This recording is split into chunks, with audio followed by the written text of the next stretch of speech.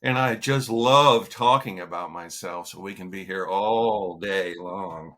Live from the Talking Joe Studios, it's Talking Joe.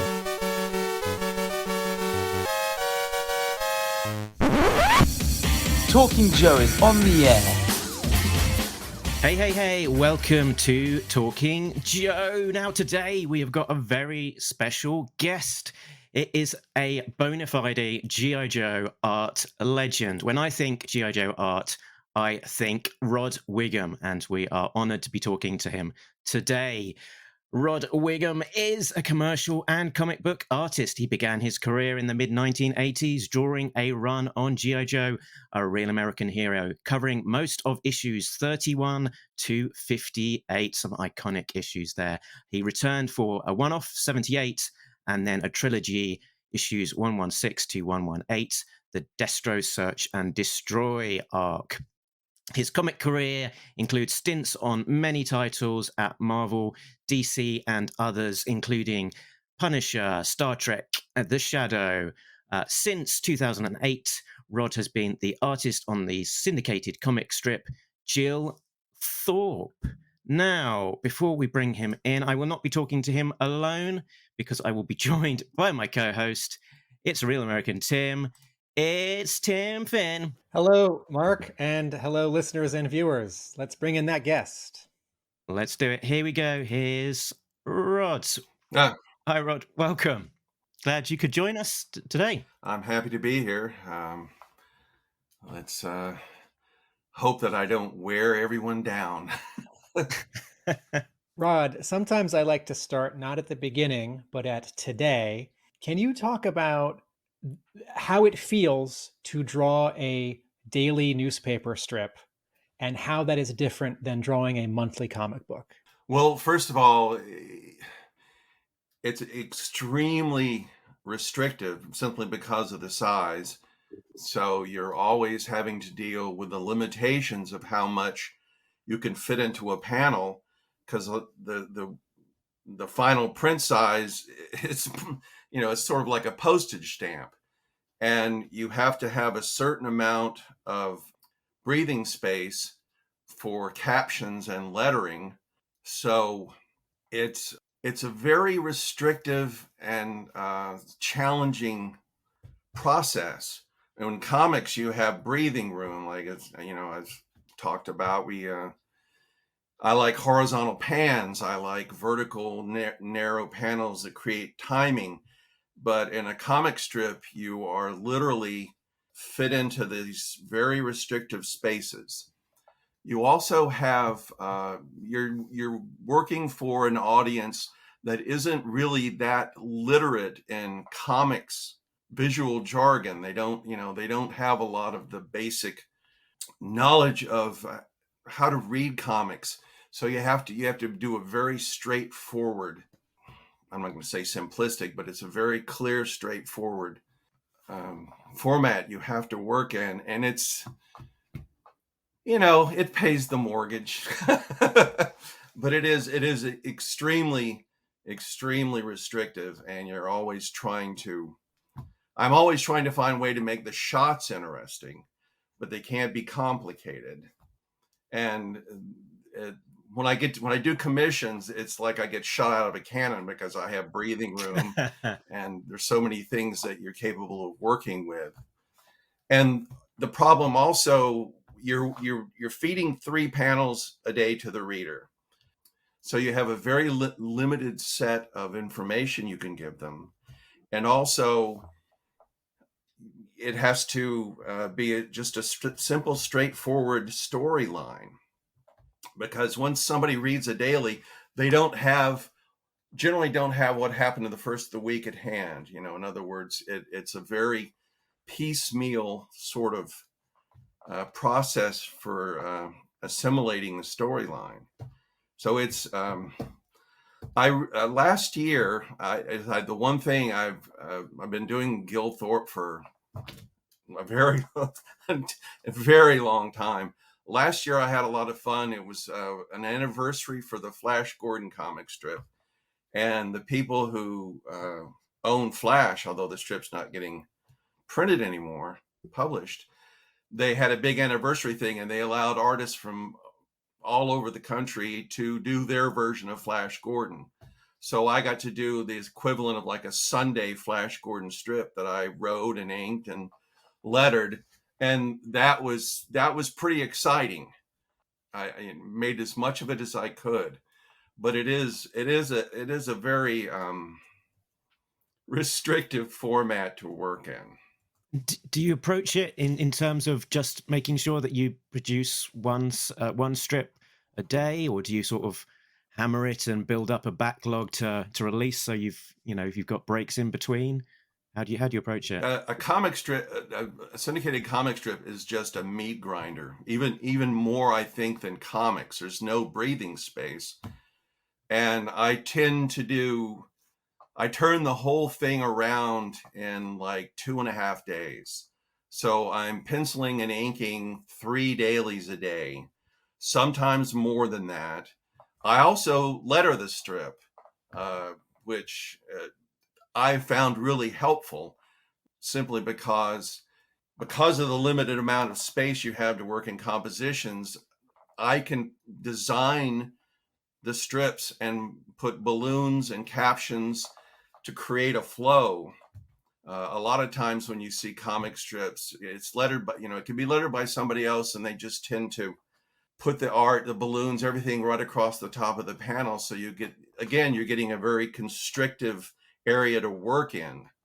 And by being able to do the lettering myself, I'm able to create a flow with the captions and the balloons, and it makes it easier to make more interesting compositions. But it is absolutely, it's just a machine that keeps chewing. You never get to the end. When you work in regular comics, you wrap up an issue and there's a psychological release from that. It's like you may have to start on the next one the next day, but there's this little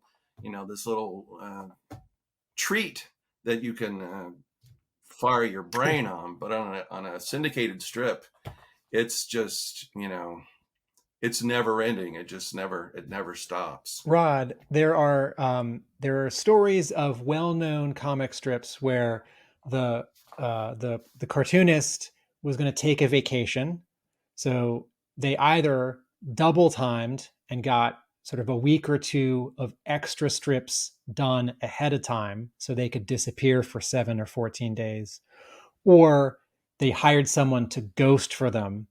So, they drew 52 weeks and then 52 weeks and then half a year, and then someone did the strip for them for a week or two so they could take a vacation.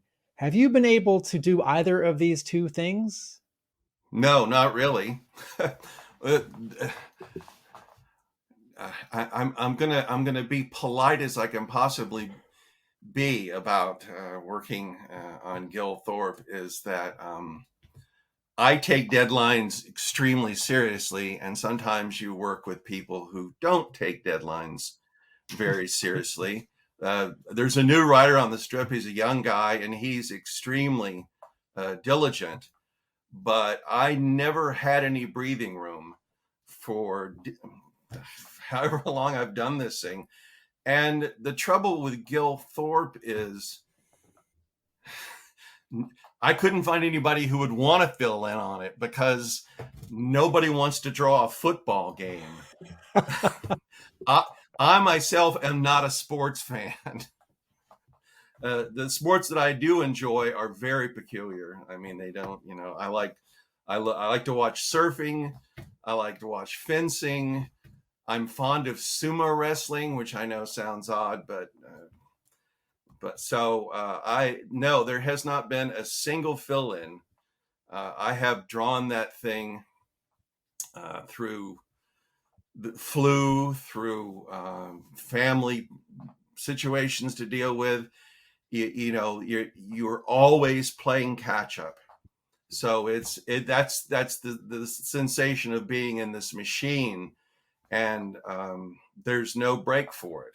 There really isn't. I would love to take like 3 weeks off and have an actual vacation, or just sleep. But It's an odd sort of thing. It's demanding. How aware of Gil Thorp were you before 2008 when you were reading newspaper strips, or when you were? Oh, guys, I see from your shaking head. Had never heard of it. Okay, but Had no idea that it exists, and it's been around for decades. But it's not a strip that I ever saw in a newspaper growing up, and it's been established. all right, so to somewhat transition back to GI Joe, but I want to ask another question that's not necessarily 1984, the year. You have drawn many different kinds of comics, and you are drawing a sports newspaper strip. There are people who draw action or superhero comics who actually don't. That's not their favorite kind of comic to draw. You've drawn Star Trek and Punisher. You've drawn The Phantom, GI Joe. The Shadow, Doc Savage, Terminator. What are the kinds of comics you most have enjoyed drawing, genre or style? I have done some superhero work. I mean, I drew some long, some 38-page specials of the Justice League for DC. I've drawn some issues of the Flash, and I enjoyed it because, as far as I'm concerned, that's easy money. But I was always really fond. I've always been fond of more realistic books or odd books. I like, my concept of heroes is somebody who gets knocked on their keister, gets back up, spits the blood out of their mouth, plants their feet, put their dukes up, and so the book that I enjoyed most of all out of my entire career was Punisher, because it's one guy. I was working with Chuck Dixon, and Dixon, he understands the value of action, if nothing else. And he also really gives you breathing room on the page. I did more double page spreads and extra splash pages working on the Punisher than with anything else I've ever done. I got stuck I don't want to say stuck because I was happy to work, but I did a lot of books like Star Trek. I did a lot of movie adaptions. I did books, Men in Black. I did books that had likenesses. And one of my least favorite thing in the world to do is to try and do a likeness of anybody. But, I'm kind of, I'm a realist. I like realistic books for the most part. So I would say that the book I enjoyed the most was The Punisher, because it was just, there was so much breathing room, so much action in it. And I wasn't having to please William Shatner or Sylvester Stallone. Right. As I think I've heard that in the case of Star Trek at DC in the 80s, the rule was that actors had approval for covers, and actors had approval for any page where they were the only sort of marquee actor on that page. And presumably sometimes an editor said to you, no, redraw this face, or, oh, I heard from Paramount, you have to redraw this face. Did that happen to you? Well, I think it depended on the film. I mean, on the books. Like with Star Trek, I think when I was doing it, I think the three primaries, Shatner, Nimoy, and DeForest Kelley, I believe, had approval. I don't know if they ever actually looked at this stuff, or if they had somebody who delegated it to, and they were getting approval on that. When I did the Terminator, I did a Terminator series that started at Malibu Comics, and then Marvel bought Malibu and it finished there. I think the only person who had approval was Linda Hamilton. Is that the name I'm looking for? She is. Yes. Yeah, Sarah She Connor. is Yeah, in- Sarah Connor. Yeah. So it's quite different. I did an adaptation of the movie Demolition Man with Sylvester Stallone had approval, and he was very hands-on. And the strange thing about that is And you notice he has a slight imbalance in his eyes. His eyes are a little not level. They're not center lined. And as an artist, I just automatically corrected that. And then Stallone said, I understand. I'm an artist, is what he said. I understand what this guy's doing, but don't fix my eyes. So I had to purposely make myself straighten that out, or not straighten it out. Unstraighten. And the funniest thing, my favorite likeness is when I did the Men in Black adaptions, and Will Smith and Tommy Lee Jones both had approval. So I did the first 6 pages of the movie adaptation. They actually gave me an unfinished cut of the film. And Will Smith was pretty happy with it. But Tommy Lee Jones, this was the decision, the editor. I had done a very realistic Tommy Lee Jones. I think he's a fantastic actor. I love the guy's face, all the weathering. And somebody decided at Marvel that maybe that's a little bit too much. And they went in and took some of the lines off of Tommy Lee Jones's face. This is the story I was related to me. And at a certain point, the pages finally got to Tommy Lee Jones, and he's like, "Where's my wrinkles?" So if you look at the adaptation of the Men in Black comic that I did for Marvel, and if you look at the 6, nobody went back and put the lines back in. So Tommy Lee Jones is about 15, 20 years younger than in the rest of the book, because Tommy Lee Jones is like, "Hey, I earned these." And that's kind of my favorite story on likenesses, but it's different with everybody. When I was doing Star Trek, the general idea I was given was do Shatner from Wrath of Khan. So that was the look we were going for. And you were doing the book 5 or 6 years after that. Yes. And I guess they just felt that was Shatner at his peak. But that's what I was. All the reference I worked from was from Wrath of Khan. And there weren't too many. There were only a few issues where I got to draw the series in the original timeline, Star Trek, the original series, whatever it's called. But I got to do the young guy, Kirk, and the young Spock. And that was really exciting because I loved that show so much when I was a kid. But it's a demanding thing. I think a lot of people try to avoid it if possible. I was going to say before we get too far into it, let's talk about where you are actually right now. Oh. You're in your studio, so I don't know that we've interviewed an artist thus far where their drawing desk is right behind them in view of the camera. What a treat. I'm practically surgically attached to the thing. I don't. This is where all my computers and technology live. So, yes, this is a somewhat working studio. Somewhat. Can you tell us about your studio space and the environment that you work in, and the paraphernalia that you've got on your walls and all these kind of things? That's a long story.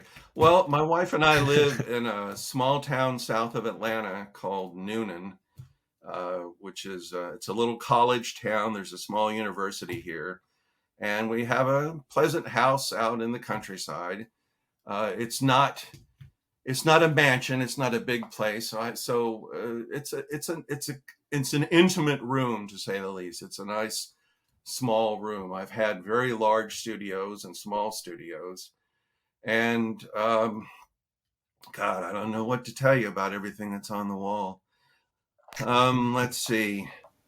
That is the Japanese theatrical release movie poster for You Only Live Twice, Sean Connery. I still am a big Bond fan, but when I was a kid, I was crazy about Sean Connery. And so there's multiple Bond posters in here. I've got the poster from Russia with Love. I got the poster from and Goldfinger. And this piece Okay, this is a classic right up here, Buy War Bonds. That's an actual World War II bond poster selling war bonds. Don't know the artist that painted it. It's a fantastic action shot. Let's see. I have a fair number of model kits. I like to build models in my spare time. And I'm particularly fond of aircraft from the Second World War. So there's Uh-huh. Just above your hat. just above my hat and over here and hanging from the ceiling. Um, Excellent. I On fishing wire. Yes, exactly what it is. I was born in the military. I was actually born on an Air Force base. I grew up the first 18 years of my life. I was in the military, so to speak. And the old man was in Tactical Air Command. So I grew up around fighter jets. That's my whole childhood. Was on Air Force bases in different parts of the country in Europe. So I grew up around fighter jets and had a great love for them. Rod, behind you is your drawing table.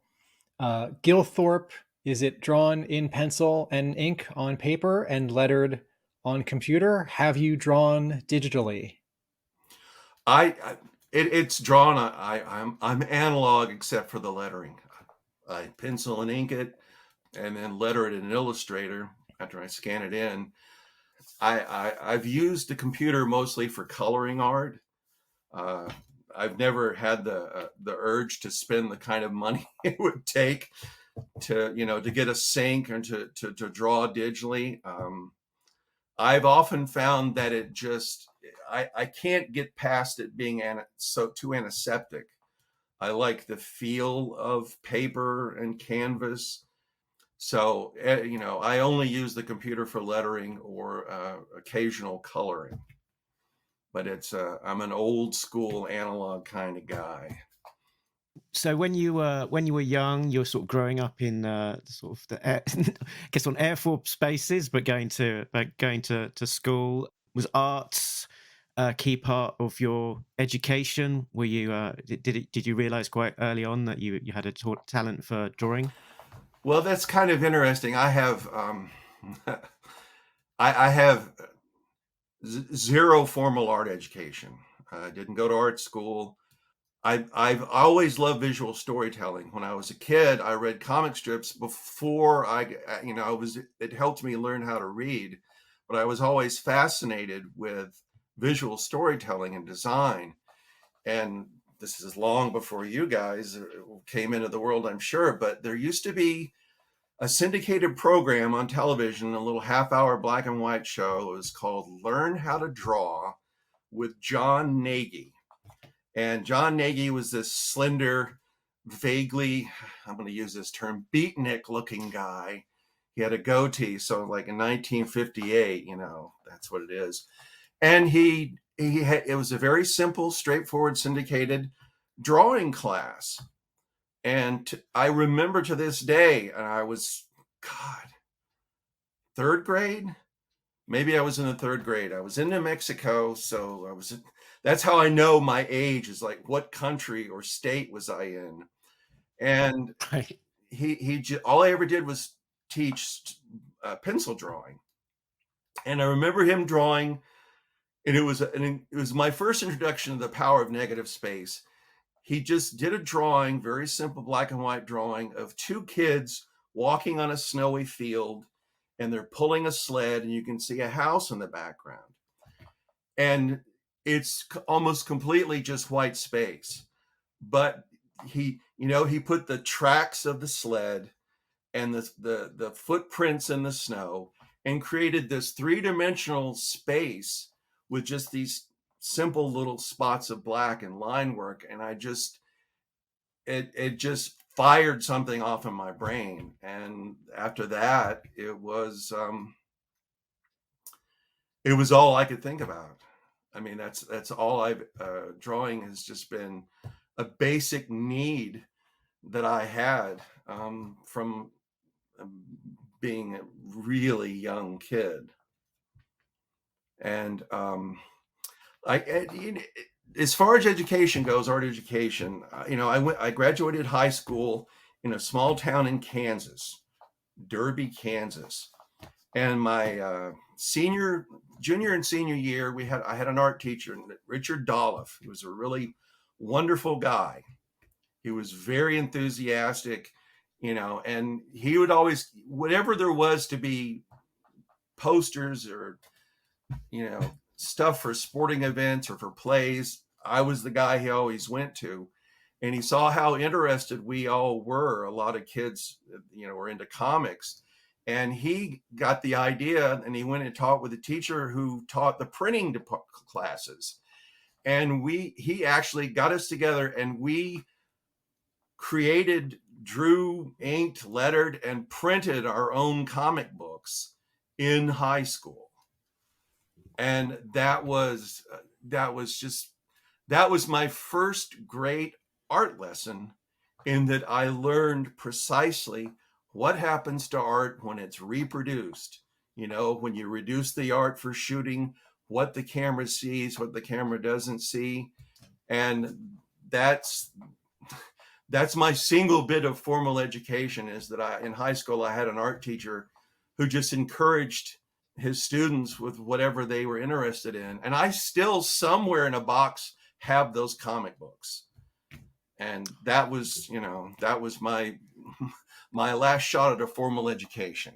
Did you and those other students make several different issues? Yeah. Well, we did one issue a year because it took that much time to get around to it and to allocate the printing. And the year after I graduated, I did a story anyway and gave it to them. So I was like I don't want to say posthumous, but there were 3 issues. My junior year, my senior year, I did a story, and then the year after I graduated, I managed to do a story and get it to my former teacher. So there were 3 issues altogether, and I had 3 stories. So you had been looking at or reading newspaper strips. At what point did you discover comic books? Who gave them to you, or where did you get them? Okay, well, I had, as a kid, I had access to them. You found comic books were in drugstores and grocery stores, so I'd run across them. When I was a very young kid, I was fascinated with the comics that Carl Barks did of Donald Duck. Carl Barks is like a great storyteller. He's a really wonderful comics artist. And I got very interested in that. And then at the beginning of the 60s, superhero comics finally came back. And that's when I discovered my first real run at comics was DC, because they were the ones who brought superheroes back. And I have very fond memories of those books. I liked the odd books. I've loved the Blackhawks since the first time I ever saw them. That's one of my favorite comic book series. Back then at DC, they still had the black uniforms. I loved the Metal Men, which was a strange science fiction strip about this group of humanoid robots. It had a very peculiar sense of humor to it. I loved the Doom Patrol. I liked stuff that was odd. There's a famous story that Archie Goodwin talks about that when he was a kid, he always liked the B team characters. He liked the weird guys. So when he was a little kid and there were kids in the neighborhood running around with a towel tied around their neck, they were Batman or Superman.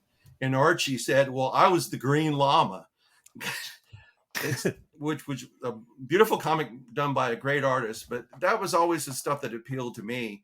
I was particularly fond of Adam Strange, and there was a backup strip called The Atomic Knights that I was just crazy about, a post-apocalyptic science fiction series with guys who wore medieval armor and rode giant dogs.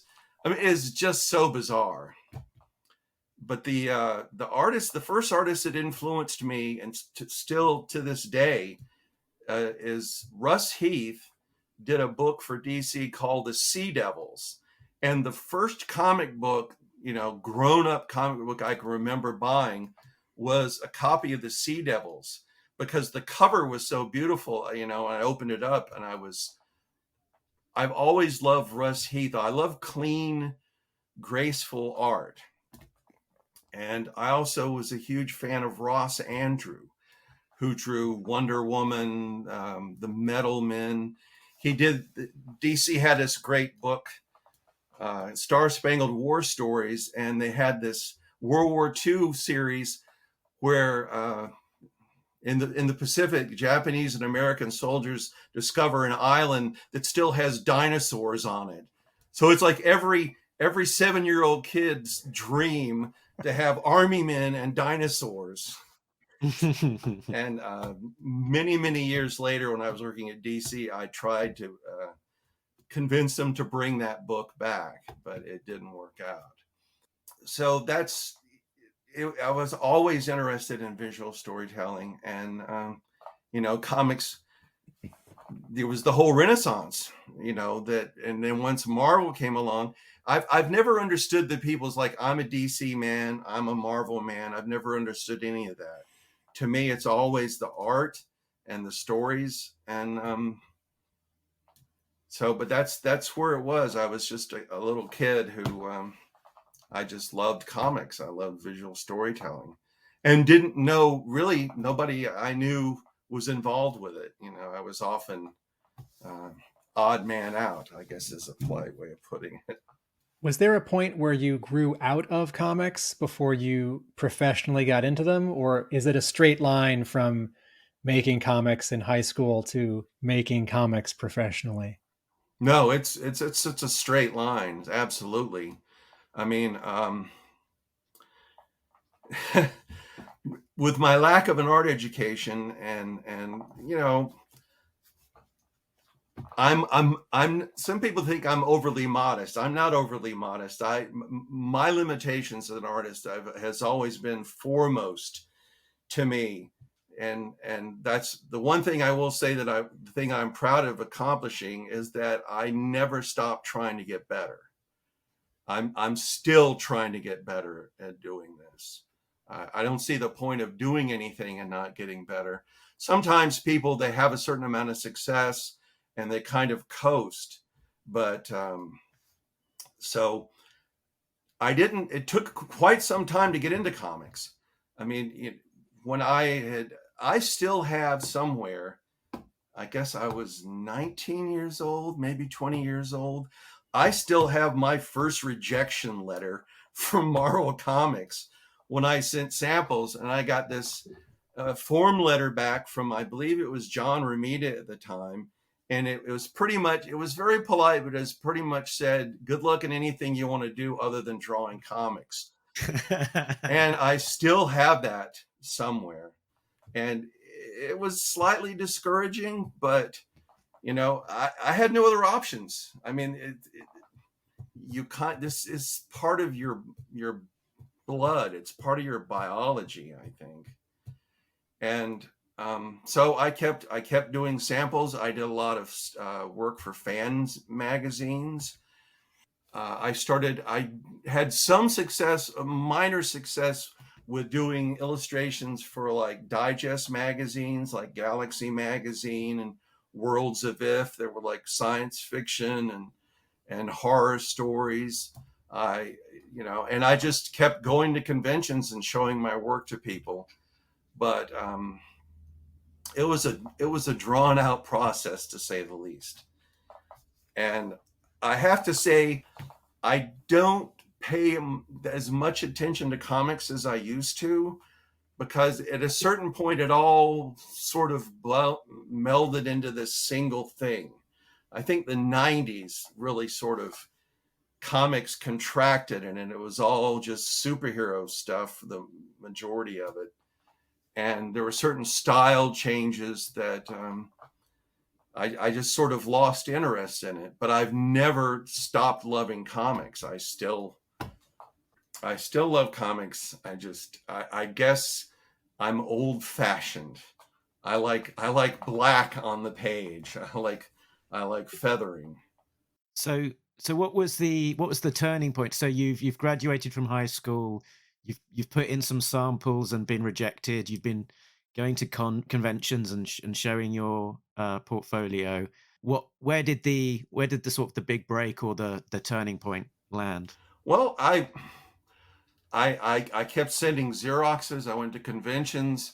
I got up to my early 20s, and I started, going to New York and leaving my portfolio at Marvel in DC and waiting and going to conventions.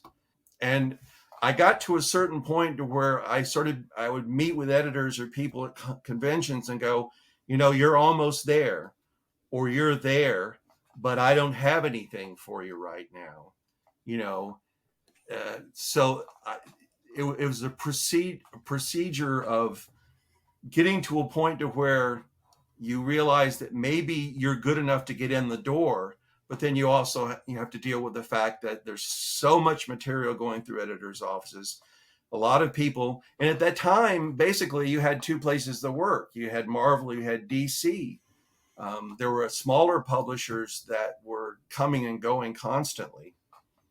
So I guess my big break, if I want to put it that way, as far as comics, is I had been attending a big convention here in Atlanta. It was called the Atlanta Fantasy Fair, and every year when the convention came around, they would print their own comic. That's again, anytime you can get something through a printing press, it's a learning experience. It's valuable, and I co-created a science fiction adventure strip that every year a new chapter would come out. And the convention, it was a combination convention, pamphlet, and comic book. So at a certain point, what happened was the first thing I would say that would be considered professional comic publication is that there was a publisher called Dawning, and they produced graphic novels of pre-printed material. Wendy Penny and I think her husband had a series called Elf Quest that was like a fantasy comic book that had a very strong fan base. And Dawning got a deal with them, and they reprinted the comics in trade paperback. And Wendy went in and colored the art, and they reprinted it. And they were looking for material, so it took the strip. It was a thing called Light Runner. It was kind of a Andre Norton, pre-Star Wars adventure series. And they were interested in it, and I had drawn 3 chapters. And they said, well, we need this much of a page count to do the book, to make a trade paperback. And they were willing to wait for me to finish it because apparently they were happy with what they were seeing. So it was this bizarre concept, but the first chapters of the book, my stuff was so much raw that it wasn't balanced, that I went in and I redid the first chapter of the book and then produced the balance of the book. It was a 112-page graphic novel in the long run. And I co-created it, sort of edited it, I penciled it, I inked it, I drew the word balloons, I did the covers for it, and it was released. Dawning took it, they published it. And so the first thing that I ever had professionally published was something that I had created, penciled, inked, I colored everything. I mean, it was so when I went in, finally got in to go into the offices, people said, well, what have you done? I dropped a 112-page graphic novel, and they said, well, what part of it did you do? And I said, all of it. And they said, what do you mean all of it? I said, I created it, I penciled it, I inked it, I colored it, I drew the word balloons. And so it was a tangible thing. I mean, it was like this was absolute proof that I could do the job. And I got in at Marvel because there was a convention in Atlanta, and I went there with a copy of that book and samples, and Shooter was the big guest. And so I went to the convention. He was there, and I came up and brought my portfolio, and he was actually, he was actively looking for people. He was looking for work, and I showed him my stuff. And while he said, your figures just if you got this but he said, this is what I've been looking for. I can look at the page and I can tell what's happening. You do storytelling. So what he said is, I'm going to try and find you a script. And I'm like, if I could have done a cartwheel, I would have been doing cartwheels. It was quite exciting. Time passed. I mean, the guy was the head of the company and he was very busy. And finally, at a certain point, after 6 months of waiting, Chris Claremont, who I had met at the convention, he said, look, you need to come up here and force his hand, because he's got all this stuff going on all the time. So I went to New York. Chris graciously let me stay at his apartment. Wow. And it sort of forced, I'm there, I'm here, here I am, I'm in New York City. And Shooter came up with a script. And then that turns into a whole nother story that I won't go into. But that's how it was. I did every single thing I could do to get published. I worked for fanzines, I worked for small publishers, and then I did a graphic novel that I did the whole deal on. And that was kind of like, people are used to seeing pencils. Somebody comes in, they'll show you a handful of pencils or some inks. And I walked in and I put down 112 page printed, bound, full color graphic novel that I had done for a ludicrously small amount of money. But that was my calling card. And listeners and viewers curious to read Light Runner, it was reissued in 2017. Yes, it was Dover Books decided they started to look, they were going to start reprinting comics material, and it was reissued. And how many pages did you redraw this time? I didn't redraw anything. I had the luxury of just looking at it, looking at everything I did wrong, fighting my gag reflex and say, here. For this new edition, did you have the original artwork or original films, or is the new printing scanned from the original comic? The new printing is scanned from the original printing. Okay. It doesn't look awful. All right, so you might suggest, if people are interested, that they track down the 1983 edition. If they can find it. Okay. It was also the original edition also was put out as a limited hardback with a dust cover, a slip cover, which unfortunately I did not have anything. I didn't have any say so about what was done with that. And they put it in white leatherette with bright blue lettering, and it looks like a high school yearbook from Tucson, Arizona, about 1971. I'm just, my God, black leatherette, red lettering, for Pete's sake. But it looks just like, it is one of the ugliest things you've ever seen in your life. But it's, it's white, white leatherette. But bless their hearts. I've long wondered, when you actually sort of got published by Marvel, I've wondered to myself, how are you so good out of the gate? Because a lot of, artists, you see them, really developing on the page that, first time they're published, maybe they're not quite ready. It looked for your first work at Marvel, it looked very, very polished. And now I realize it's because you had a single-minded determination to keep on, drawing for probably the best part of over a decade without landing a major publisher. So all of that learning has kind of been happening outside of the press, I guess. Well, that's exactly it. I mean, and I do function on this idea that whatever you do, the next thing you do needs to be a little bit better.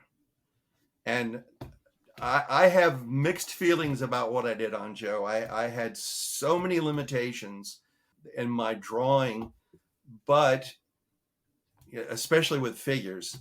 But the most important thing to me, and it's always been the most important thing to me, is telling a story. And that sometimes gets lost, I think.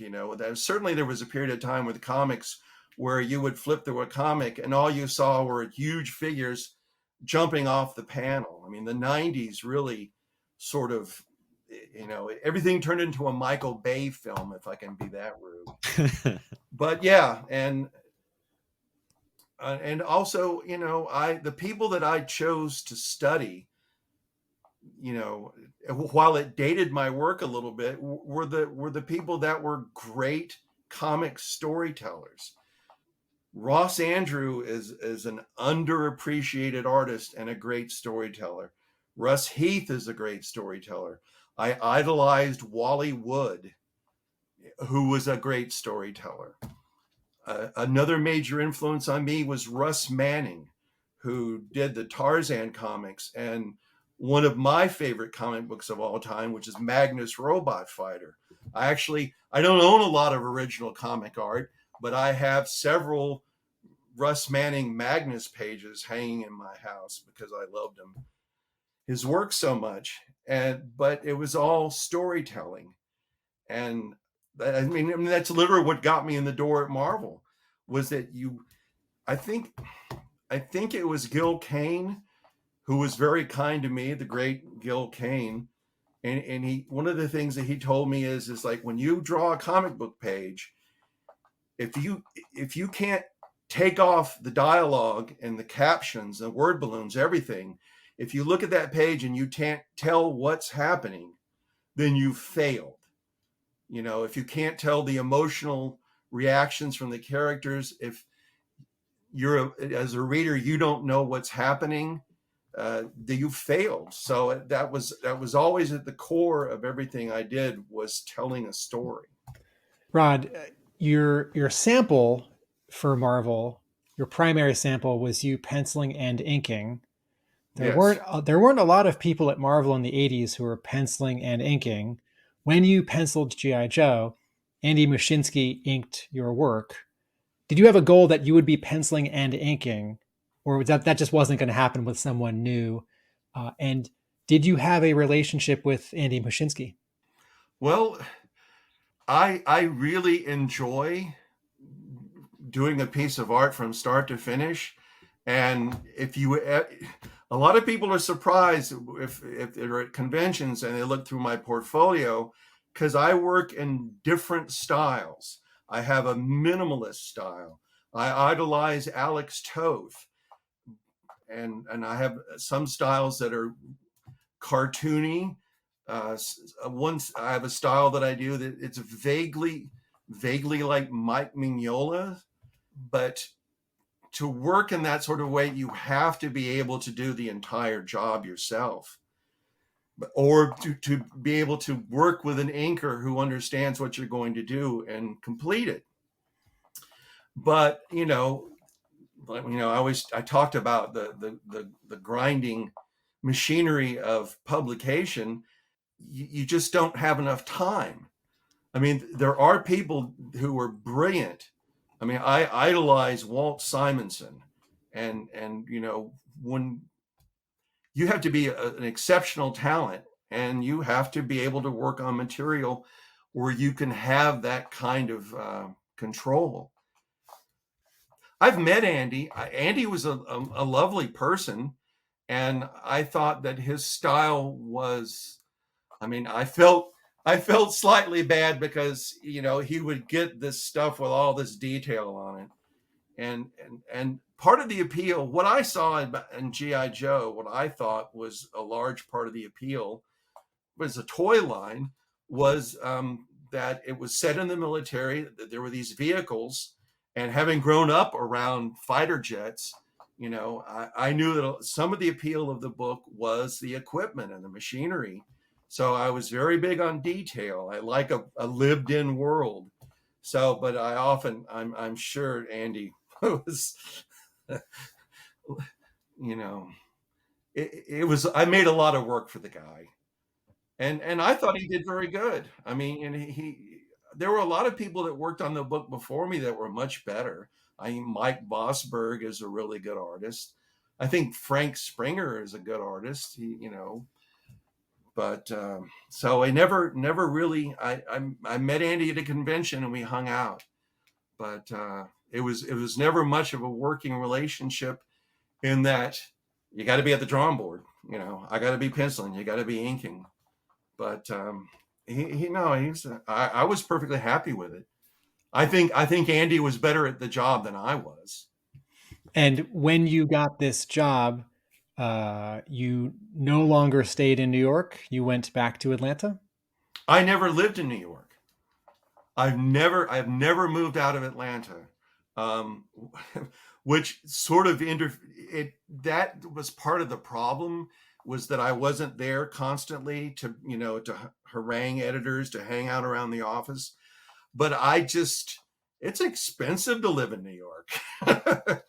And I'm trying to, it's just like, well, how am I going to be able to live there and not be in an old refrigerator box under a bridge? And I was married at the time that I was trying to break in. That thankfully got resolved. And then I met a woman that I was crazy about, and we got married.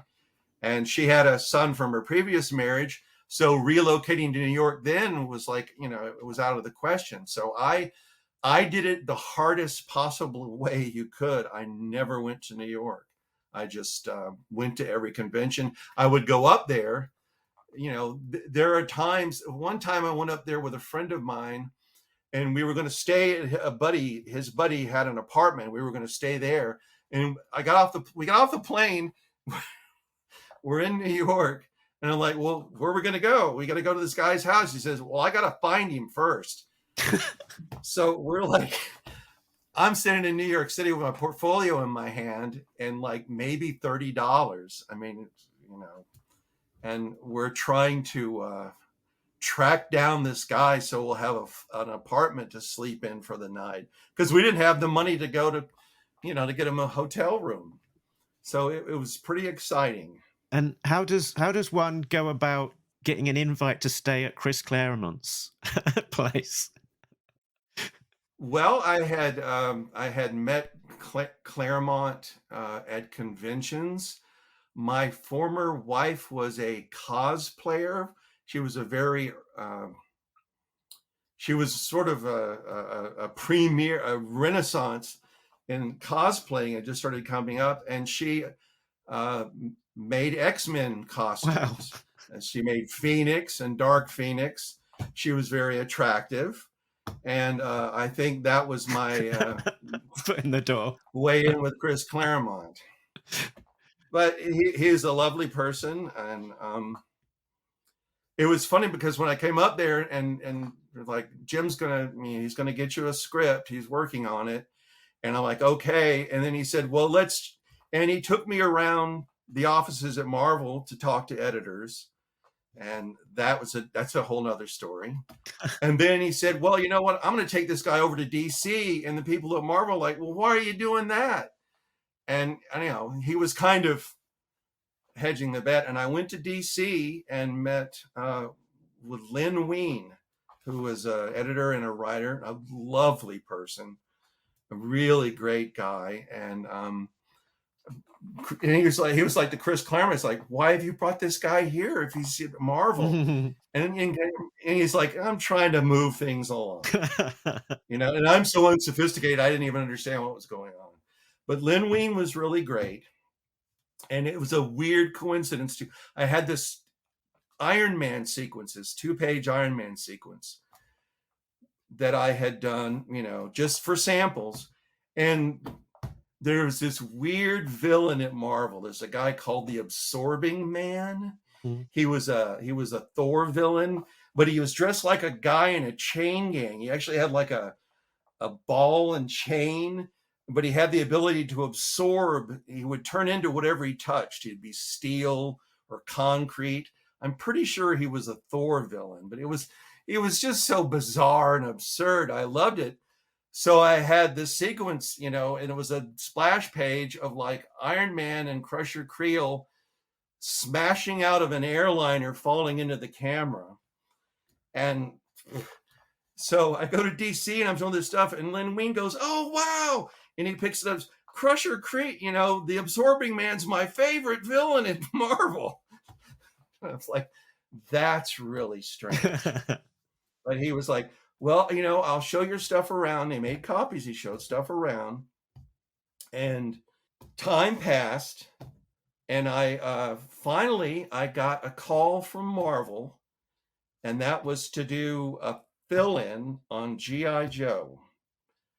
And I'm like, oh my God, all these years, all this I'm trying to do. The next day, literally the next day, I got a phone call from Marv Wolfman wanting to know if I wanted to draw a sample issue of The Vigilante, which was DC's version of The Punisher. And after all that time, all the trips, all this stuff, everything, it's like one day I get the call from Marvel, the next day I get the call from DC. And I told Marv, it's like, I would love to do it, but when does it have to be done? I just got accepted fill in at Marvel. And I think I kind of upset him. I got him. I was gracious about it, but he was like, I'm going to give this guy his career. And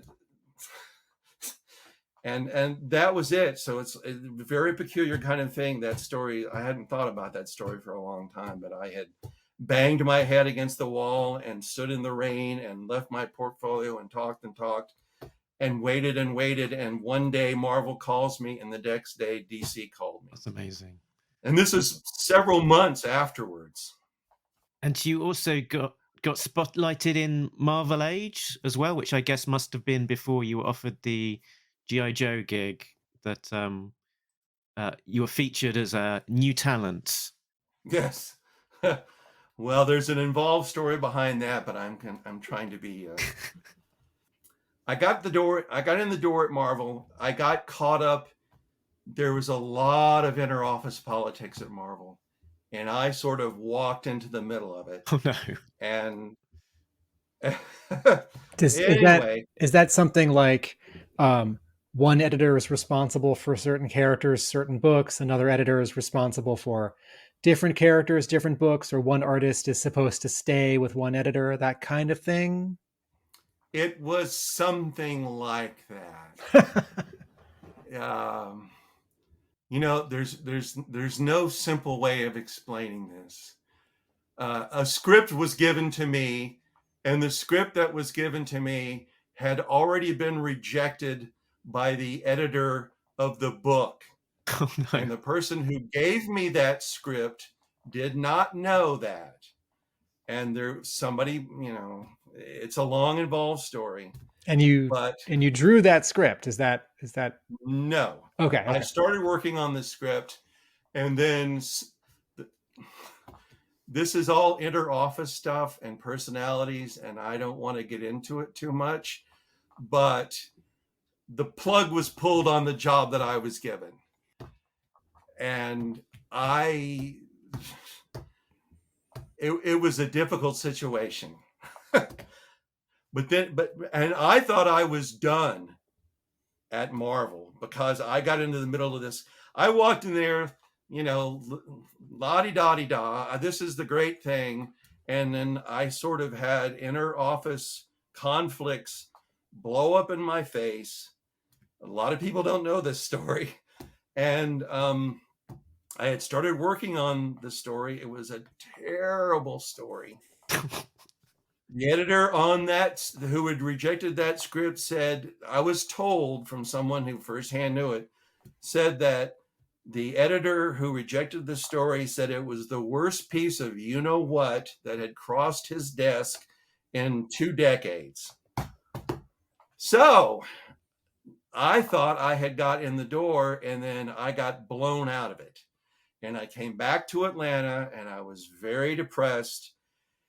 And time passed. I went to a convention in Atlanta, and the guys, the editors, Bob Budiansky and Jim Salicrup did Marvel Age. And they saw my stuff at the con, and they went, wow, this is really good stuff.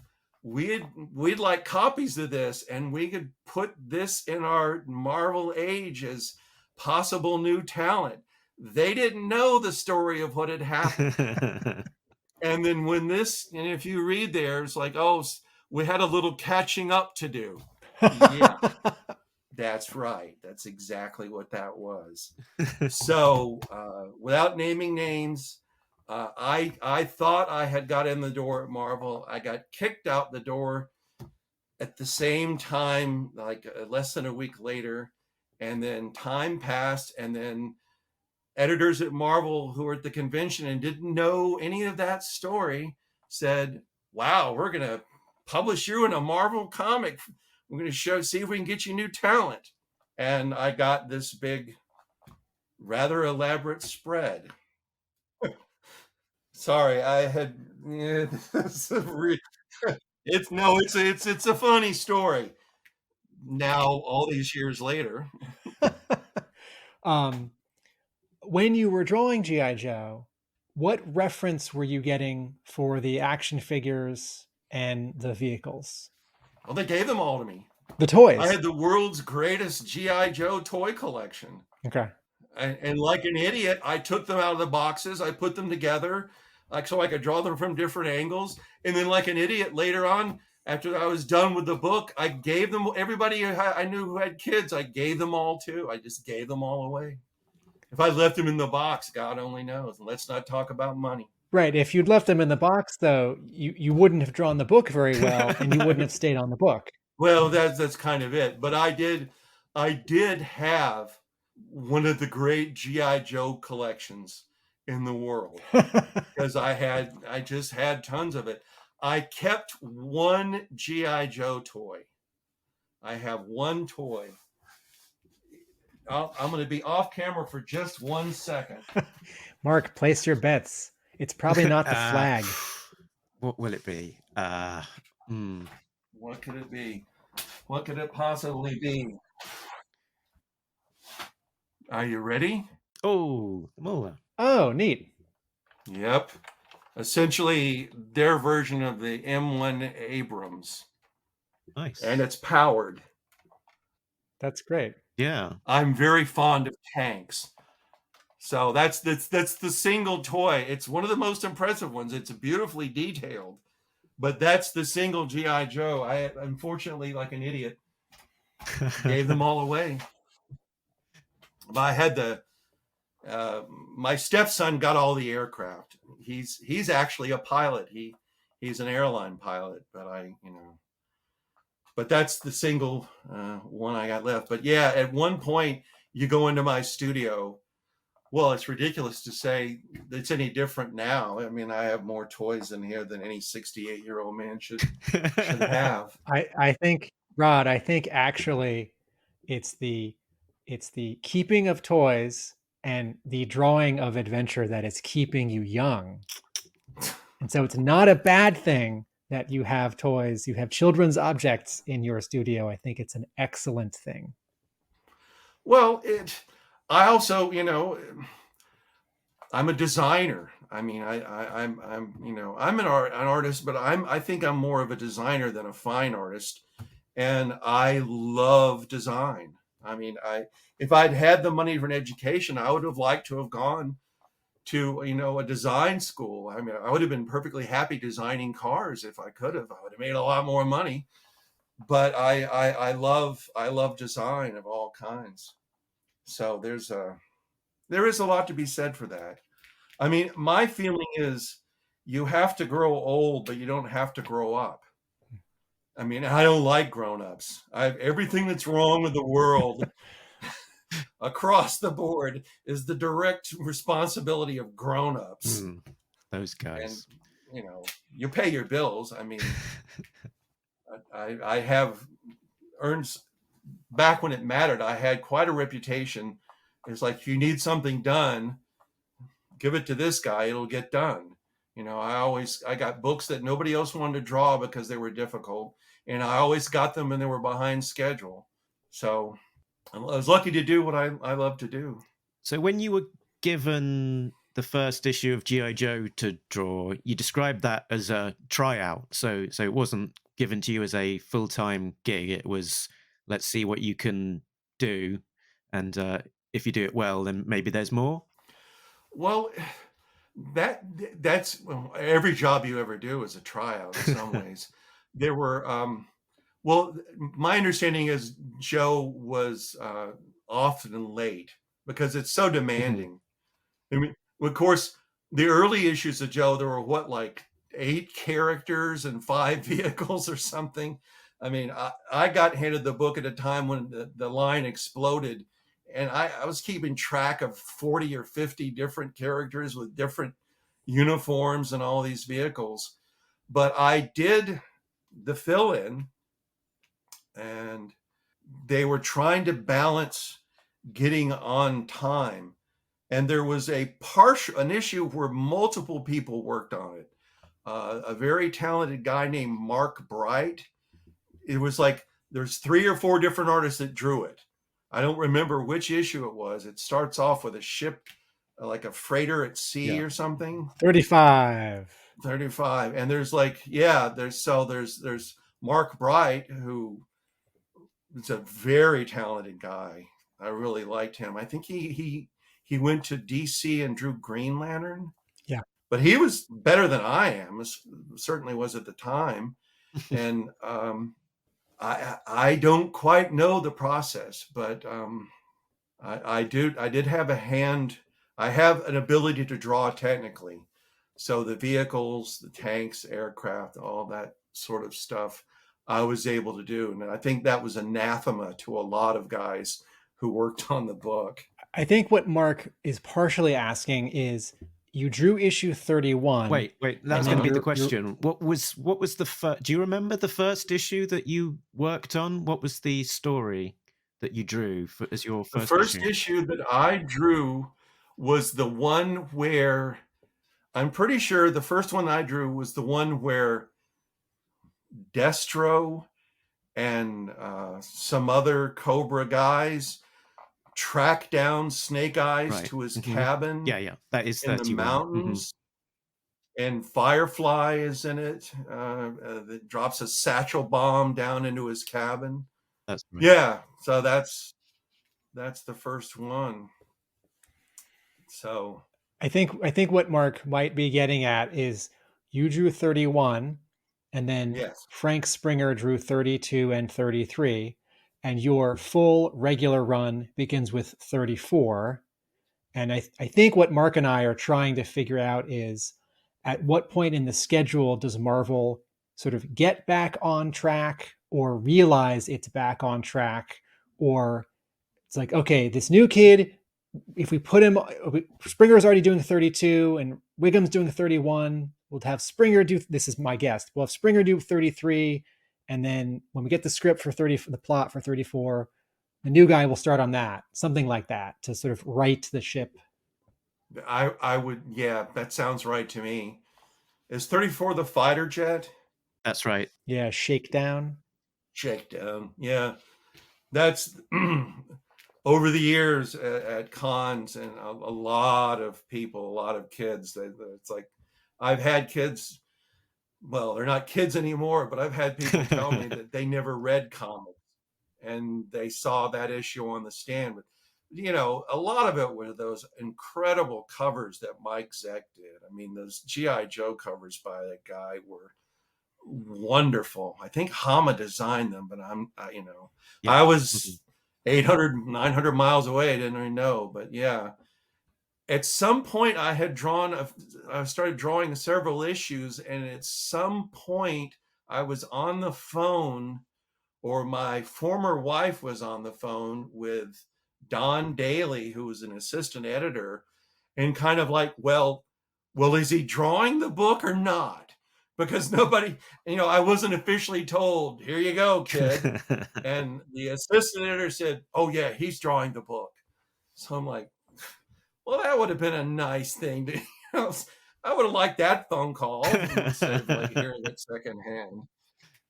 And as your first gig, sort of on that issue 31, what was your speed like? Because obviously there's going to be this tension, get it to them quick, but also this is my first time doing a monthly book, and I want it to be as good as I can possibly make it.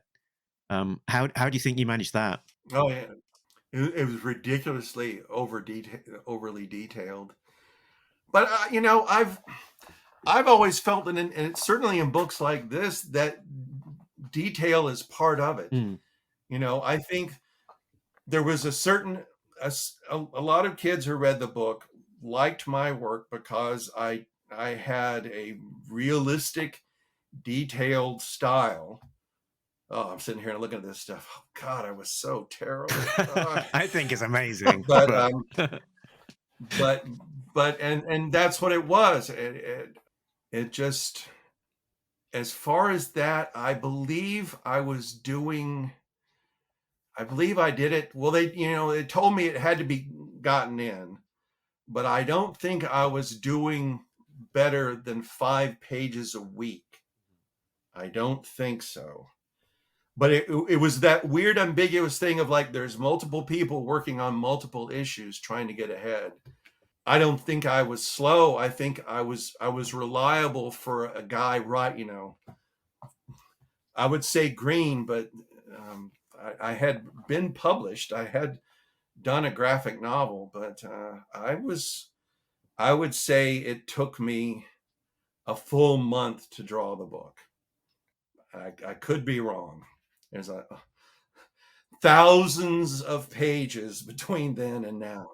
Did you find yourself speeding up significantly as you went along, that you could have more confidence in yourself, skimp in the detail, and just maybe a little bit, not skimp is not the right word, but maybe not do as much detail, and then know that you can hit a certain amount of pages per week and make sure that there's no risk of not hitting the deadline?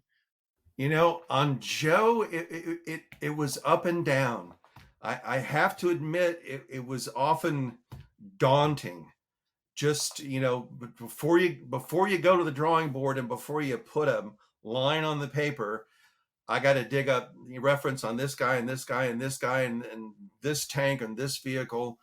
So it was daunting, to say the least. And some issues, I think, came out, easier than others because there was a through line. There was a lot of action. I mean, I picked up steam. I guess it was the invasion of Cobra Island, where they raise the island, right, and Snake Eyes and Storm Shadow fight together. There was so much action in like those issues. It's like I drew the giant tidal wave splash page, which is an homage to the Japanese printmaker Hokusai. So it was always difficult and taxing in that, I had so many things. I was still weak in so many things that it was always daunting. I don't think I ever got up to speed in a way that made them happy. But there are some issues I look back on fondly. I like the fighter jet issue. I like the battle on Cobra Island. And there was a later issue that was with the Dreadnoks, the Thunder Machine. There was like an issue that was like a high-speed chase through most of the issue. And I look back fondly on that issue because I had a really clear through line on the action, and it kind of was easier to do. Rod, you have worked with many different writers, and you have worked presumably from plot, quote, Marvel style, and also from full script. How was it to work with Larry Hama and how has it been in your career to work Marvel method? Well, Hama was Marvel method, wasn't he? Yes. Yes. Well, see, that was probably part of the problem for me to pick up steam because of keeping track of everybody that was going to be in the book and all of that stuff, and sort of, trying to get a handle on the story and move along. As far as scripts go, I kind of prefer writers who do a full script, because, and this is not towards Larry, who knows what he's doing, or some writers, but some writers, I think, forget that they're writing a comic book and they think they're writing a novel. And because they're not forced to visualize what's going to go on the page, sometimes you can get a Marvel style script and it's murder, because you've got no breathing room because there's too much story. But also on the flip side of that, when you have a writer who's doing a full script and they're not visual either, it's very restrictive. I kind of prefer full scripts simply because I think, it gets a little more work out of the writer. The writer has to focus a little more and understand what's going to be on the page. Like I've said, I really loved working with Chuck Dixon because he just gave you so much room. It's like 5 pages, 5 panels on a page, 5 panels on a page. Oh, this page is 1 panel. These 2 pages are 1 panel. The writer who I worked with, who actually taught me and made me a better artist, was when I went to DC. I was off of Joe, and I wandered around the wasteland of Marvel. I was trapped in the new universe for a few. A sports comic book of all things, the least sports-minded guy. It was a superhero football player or something. That the one thing that was wonderful about that is that the editor on the book got me inked by an artist named Tony DeZuniga. I'm probably mispronouncing his name. He was an artist, comic artist, I think originally from the Philippines. Brilliant. I mean, just a fantastic artist. And I put my stuff in, and you develop a kind of tunnel vision sometimes. You're trying to figure out, how can I do this better? How can I do that better? And DeZuniga was just a master craftsman and a brilliant artist. And he inked my stuff, and he didn't redraw it, but when he inked it, he subtly changed everything. And when I saw the printed book, it was a revelation. There was so many bad habits that I had that DeZuniga just wiped out. And I wish I could say it applied it instantly, but it was a transformative event. Can you give us an example of 1 or 2 of those bad habits, a specific? Well, here's the primary weakness that happens with a lot of guys, and certainly for me, because I had no art education. I learned to draw from looking at comics, and you can learn a lot of good things from looking at the work of other artists, but you can also pick up bad habits, or it always helped. I never did any life drawing. I was intimidated by it. And that one of the things that he did is the way that I draw eyes. I'm trying to do Barry Smith's eyes, or I'm trying, and I was this hodgepodge of.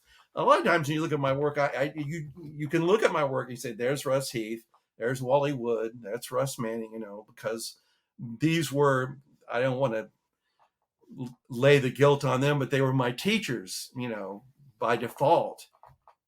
And DeZuniga changed the way I did faces. There were just bad comic book art habits that I had picked up. And it was just like, oh my God, just this much of a change validates the drawing completely. And it was a great learning experience. And when I went to, so I wandered around the wasteland, the new universe, and then kind of went months without getting any work because, you know, I was, stylization was really taking hold in comics.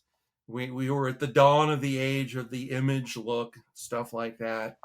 And I was having a hard time finding work, and I was at a convention begging for work. And an art director from First Comics came along, and they had this project called Team Yankee. And it's an adaptation of a best-selling, that's a guy, Harold Coyle. He was kind of a Tom Clancy, but he wrote hardcore military stuff. And Team Yankee was a novel he wrote about what a land war in Europe between Russia and the Allies would be like. And they were trying to do this. And what was going to happen was it was going to be a 6-issue comic miniseries. And then Berkeley Books would publish it as a graphic novel. They'd combine it. And they were losing their mind because they had some guys who worked at First Comics, and they did samples, and they sent the samples to the writer. And he's like, what is this crap? Because, you know, he didn't read comics. He didn't want to see soldiers that looked like superheroes. So they were going to throw the project away.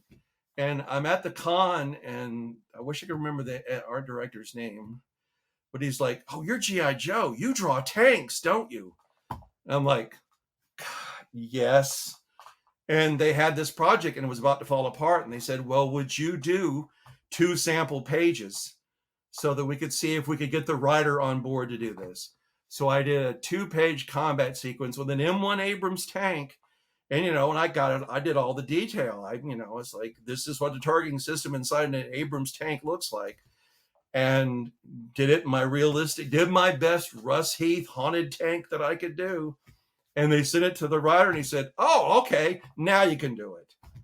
I also did that with a Snake Plissken comic where they sent superhero stuff to John Carpenter, and Carpenter said, what is this crap? So they said, well, this was at Malibu. I was like, well, this isn't going to work. Who do we give it to? That Whigham guy. And John I sent the stuff. I did a likeness. I love Escape from New York.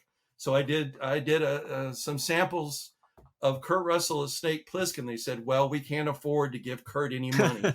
So can you draw Snake Plissken and make him? So I made him kind of a John Buscema looking guy. And they sent it to John Carpenter, and John Carpenter said, oh, okay, now you can do the comic book. So wait, you were doing it to not look like, to not use an actor likeness. Yes. because they didn't, apparently it would have cost them money to use Kurt Russell's likeness. They'd bought the rights to make a comic of this movie property, but not the additional rights to include the actor likeness. Yeah. So, and this is the weird thing. I had tried with a few editors years before at Marvel to convince them to maybe try and do a Snake Plissken comic book. Because I love Escape from LA. I do not like, but I love Escape from New York. So, and I was utterly thrilled to do that. You know what? Here's another story. Where I came riding in at the last minute and saved the maiden. Malibu was going to do a Terminator miniseries, and then it was going to start literally right at the end of Terminator 2. The first page of the first issue is Sarah Connor and John Connor driving down the highway at night.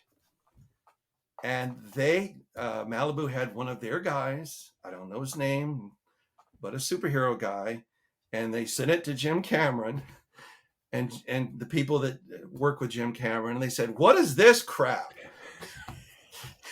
And so the people at Malibu said, well, would you maybe do a couple of sample? I had not realized how many times I pulled people's asses out of the fire. Oh my God. So I did a 2-page sequence of Sarah Connor and John Connor driving down the highway as if right at the end of Terminator 2, the story keeps going. And there was a two-page sequence. They drive up on a trailer, and one of Sarah Connor's old, underground contacts comes out and threatens him with a gun. So, okay, send it to them. James Cameron and the people there went, oh, okay, this is okay. You can do it now. So, that's kind of funny. Yeah, they couldn't have just picked me to begin with, So, God, I don't even know what the hell story I was telling now. I think it. You said that there was an editor or a writer at DC from whom you learned a lot after you left Marvel after New Universe. After I did the Team Yankee, which so Team Yankee, for our listeners and viewers, that's 1988 and 1989, and you're doing Star Trek comics starting in 1990, I believe. Yes. Well, no. What happened? It's funny. And I was out of work for forever, and then I got the Team Yankee job, but First Comics was barely surviving, and they were slow to pay, but I needed the money. And at a certain point, I'm in the middle of this project, and I think that's when I got some G.I. Joe fill-ins to do. It's ambiguous. But so I did Team Yankee, which is a 6-issue miniseries, realistic land war. I'm actually quite proud of that. It was, realistic soldiers, realistic combat. It was made in, and it's, you can occasionally find it in the trade paperback. I'm sure it's in a dollar bin somewhere. And then while I was trying to finish that up, and I had gone without work for 8 months, and then suddenly I'm getting work from everybody. And while I'm finishing up the Team Yankee project, Mike Carlin, who I had met at Marvel Comics a few years before, was working at DC and called me up and wanted to know if I wanted to try out to do Doc Savage, which I love Doc Savage. I don't have many pictures of my childhood, but there's a picture of me as a little kid. I don't know exactly when it was, but Bantam, I think it was Bantam, started reprinting the Doc Savage novels in paperback. So those fantastic covers by James Bama. And there's actually a picture of me as a dorky little kid with a flat top, and sitting on the table in the background is the first issue, the first printing of Doc Savage. So I'm like, oh my God, yeah, Mike, I'd love to do this.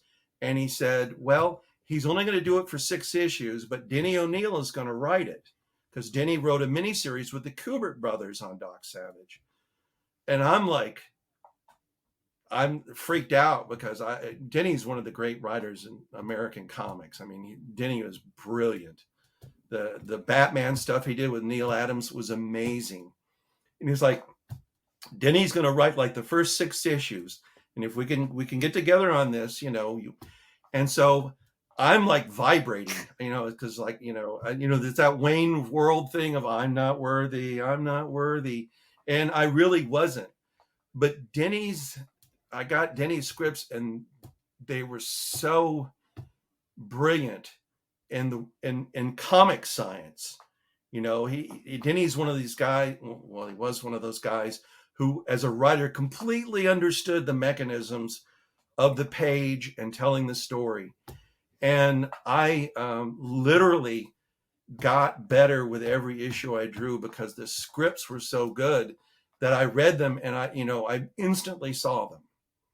And that was like a huge jump for me, was to work with Denny. I'm not throwing rocks at anybody else I've worked with, but that was somebody whose scripts struck a chord with me, and they were just so clear that I actually learned from it. I can fix my timeline a little bit. Doc Savage runs 24 issues, starting in 1990, and Rod, you drew almost every issue, and Denny O'Neil did write the first 6, and Star Trek comes after this, starting in 93. Yeah. Well, I went to the Shadow after Doc Savage, which is a peculiar thing. At a certain point, DC was doing a shadow comic that was being produced by Eduardo Barreto, who's a brilliant artist from Argentina or Uruguay, South American, wonderful, wonderful artist, amazing guy. And DC decided, well, we've got Doc Savage, we've got the Shadow. This has never happened before. We're going to have a crossover, and we're going to have Doc Savage and the Shadow together. Now, the only pulp character that I love more than Doc Savage is the Shadow. So when I get the call from Mike Carlin, it's like, well, what you're going to do is you're going to do layouts, and Eduardo's going to do finishes. And I'm like, okay. And I like bounced off the walls for 2 days. And we did a 4-issue miniseries where Mike Barr was writing Doc Savage at the time, and I think Gerard Jones was writing the Shadow. And I was doing layouts. Now, my layouts are what most people consider finished pencils. People say, well, you should loosen up. And I'm like, tell it to my brain. This is the way I see it. I go from doodle to the finished drawing. I don't do a lot of sketching in between. And Barreto was just amazing, and it was a wonderful experience. So Doc Savage got canceled. And at the same time that Doc Savage got canceled, Eduardo Barreto got offers of bigger books at DC.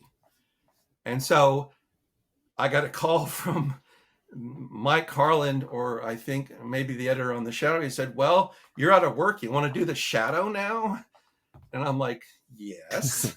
So I went from Doc Savage for 2 years. I did the Shadow for a year. It was very interesting because I love all this stuff in the 1930s. I know, I'd read a lot of the Shadow stuff. So it was very exciting. I don't like to run people down, but the guy that they put on as the inker was Eduardo Barreto's assistant. And I don't think he quite understood that you're not supposed to change the art. So he would take the scarf off the Shadow's face, and in a double issue murder mystery, there was a woman who's supposed to be kind of a somewhat over the hill showgirl who ends up being the villain in the end. So she was chubby. I made her look like the actress Joan Blondell, who's a lovely person. And he decided to redraw the woman to look like his girlfriend. So when you get to the second part of the story, this woman who's supposed to be in her early 50s, in the previous issue, looks like Farrah Fawcett. So it was a little upsetting. And the book, Michael Golden tried for a while to be an editor. And he took over the Shadow. And he's like, I like what you're doing. It's like, I have some suggestions. And I'm like, well, anything you want to say, I'm going to listen to. And he said, well, what do you think of the inker? And I said, well, I wish he wouldn't change things. And Golden was like, he changed things, and apparently fired the guy that day. I didn't go out to get him fired. And he said, I'll get you better inkers. And I'm like, okay, I'm down with that. So we did a few issues of the Shadow, and he finally got me to work with an inker named John Beatty. And Beatty's an excellent inker and completely understood what I was intending to do. So we did one issue together, and all the stuff that I had changed in my drawing, because I was trying to compensate for the inker who was previous, I threw that out, and we instantly clicked, and it was very exciting. And the sales on the book went up immediately. I actually got a royalty check. But with the sales going up, somebody at DC decided, well, they don't want to have licensed material anymore. So while the sales were going up, they canceled the Shadow, and it went to Dark Horse. So, and God bless Michael Golden. I was out of work at the Shadow, and Golden knew that I met deadlines. I mean, I had been behind. At one point, I said, Mike, I've got to have a vacation. I got to have a week off. And he said, well, we're so close. He said, if you wanted to take a week off, you'd have to draw 2 issues in 1 month. And I said, okay. And he's like, yeah. And I did it. And he said, well, I can't believe it. You did it and you didn't lose any detail or anything. You can go lay on the beach for a week. When the shadow was canceled, he ran around and looked around DC and got me work. And they needed somebody to draw an issue of Star Trek. And it's been that thing over and over again. Well, you can draw tanks, but you can't draw this. And I'm like, yeah, I can draw that. If you can draw, you can draw. So it's like, oh, you're the old fashioned guy. So I got an issue of Star Trek to draw, and I like Star Trek a lot. And I like spaceships. I mean, the first thing I ever did that was published was science fiction. So I kicked out the jams on it, and then they gave me Star Trek. So, oh, you're the guy who draws old fashioned. You're the guy who draws tanks. Oh, you're the guy who draws this. You're the guy. Jake, I draw tanks. I draw Terminators. I draw 1936 Auburn Roadsters. Come on. Can I ask? So you were referring to Denny O'Neil as the writer at DC from whom you learned so much. Yep. Did the two of you talk a lot, or was it just sort of you were getting the scripts? I was getting the scripts. Okay, but you didn't talk on the phone and bat stuff. No. Okay. So no, you were learning sort of by example and structurally about writing. Is that what you mean? The writer from whom you learned the most?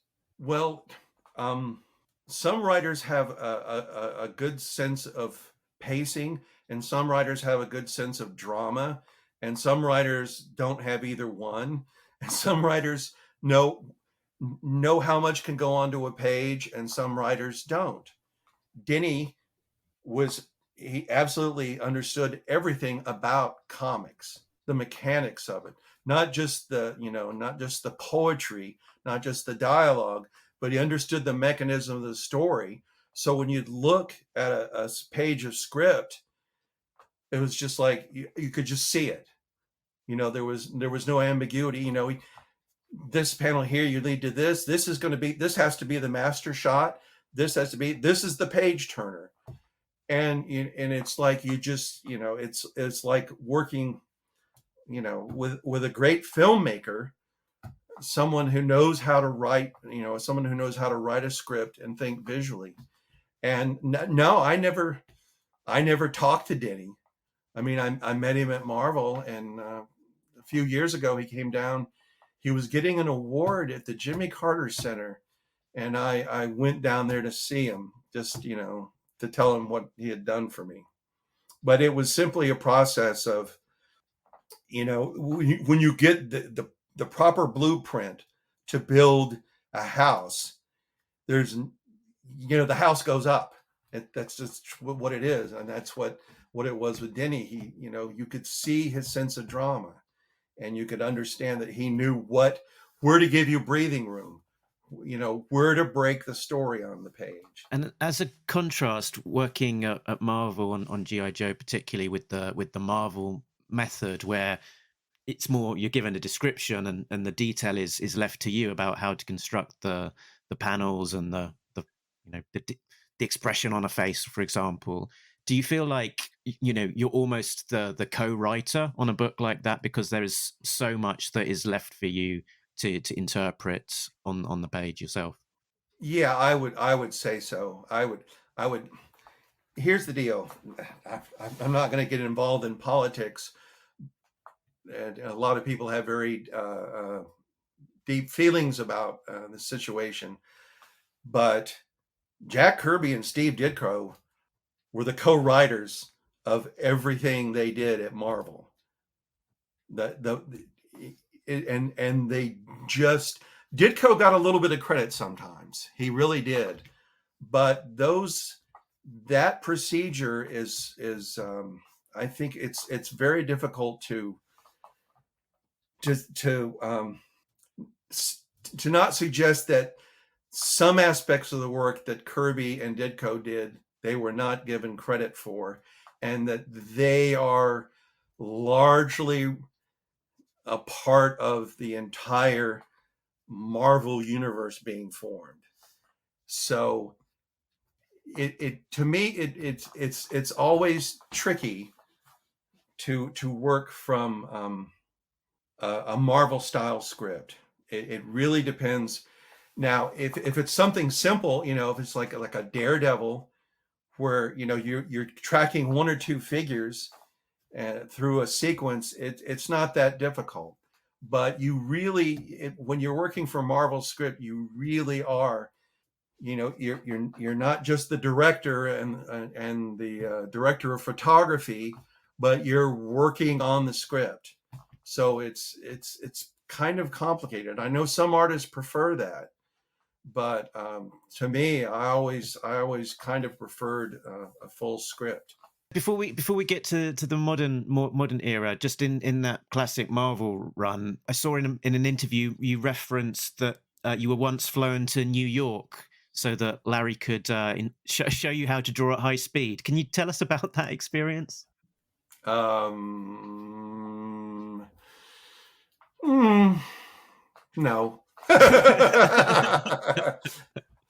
No,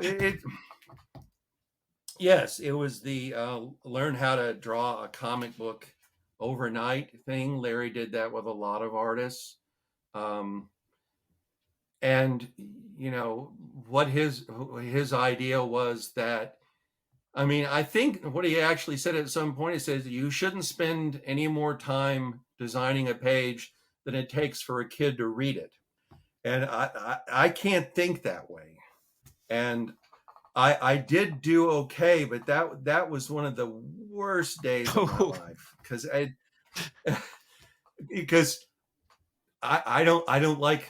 don't go to cons to draw very much. I don't like being around people when I'm trying to work. I like my focus, and being in a room with a bunch of people that I don't know standing around looking over my shoulder, and it was a kind of torture for me. It was weird. It was very strange. I understand the validity of it, and when it's, I think it was a Moon Knight story or something, and there were several people in there who were all drawing it, and when it's just one guy running around jumping on rooftops, yeah, I can do it that way. I learned to visualize, but at that point I was still so overwhelmed by everything. And I got to be honest, G.I. Joe was a pain in the butt to draw. I mean, you've got all the equipment, you've got all these characters. It was very complicated. And, it was just something that it was a long day. It was a very long day. And well, here's the best thing about it. I do see the validity of it. And I did do fairly well. And I'm like, and then I'm saying, well, it's one guy running around jumping on a rooftop. It's pretty easy to figure that out. It's not that complicated. But here's the thing. At the end of the day, that very day, when I was leaving this, I'm covered in sweat. I'm freaked out. I'm exhausted. I'm getting ready to leave. Marvel had 2 elevators. One of the elevators was down. So I had to wait for the other elevator to come up. So the one is being repaired. So the other elevator comes up. I get on the elevator. It's very crowded. There is a guy who had been in Marvel the whole day trying to get work as a writer. And he was devastated. You take a lot of body blows in comics. I think people sometimes were just a little bit more blunt than they should be.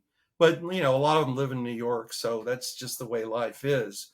When you're a wannabe and you're you're nervous and you feel out of your depth, that stuff can kind of wear on you. And he'd had a bad day.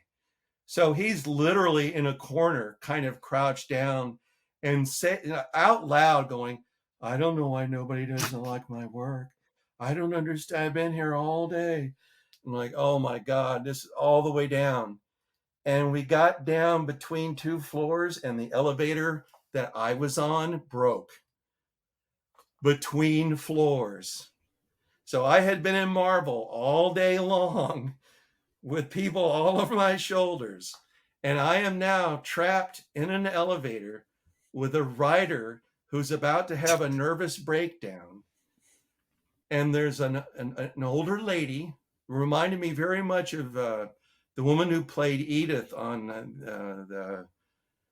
the Archie Bunker show, Jean Stapleton. And when the elevator broke down, that's when I found out that she's claustrophobic.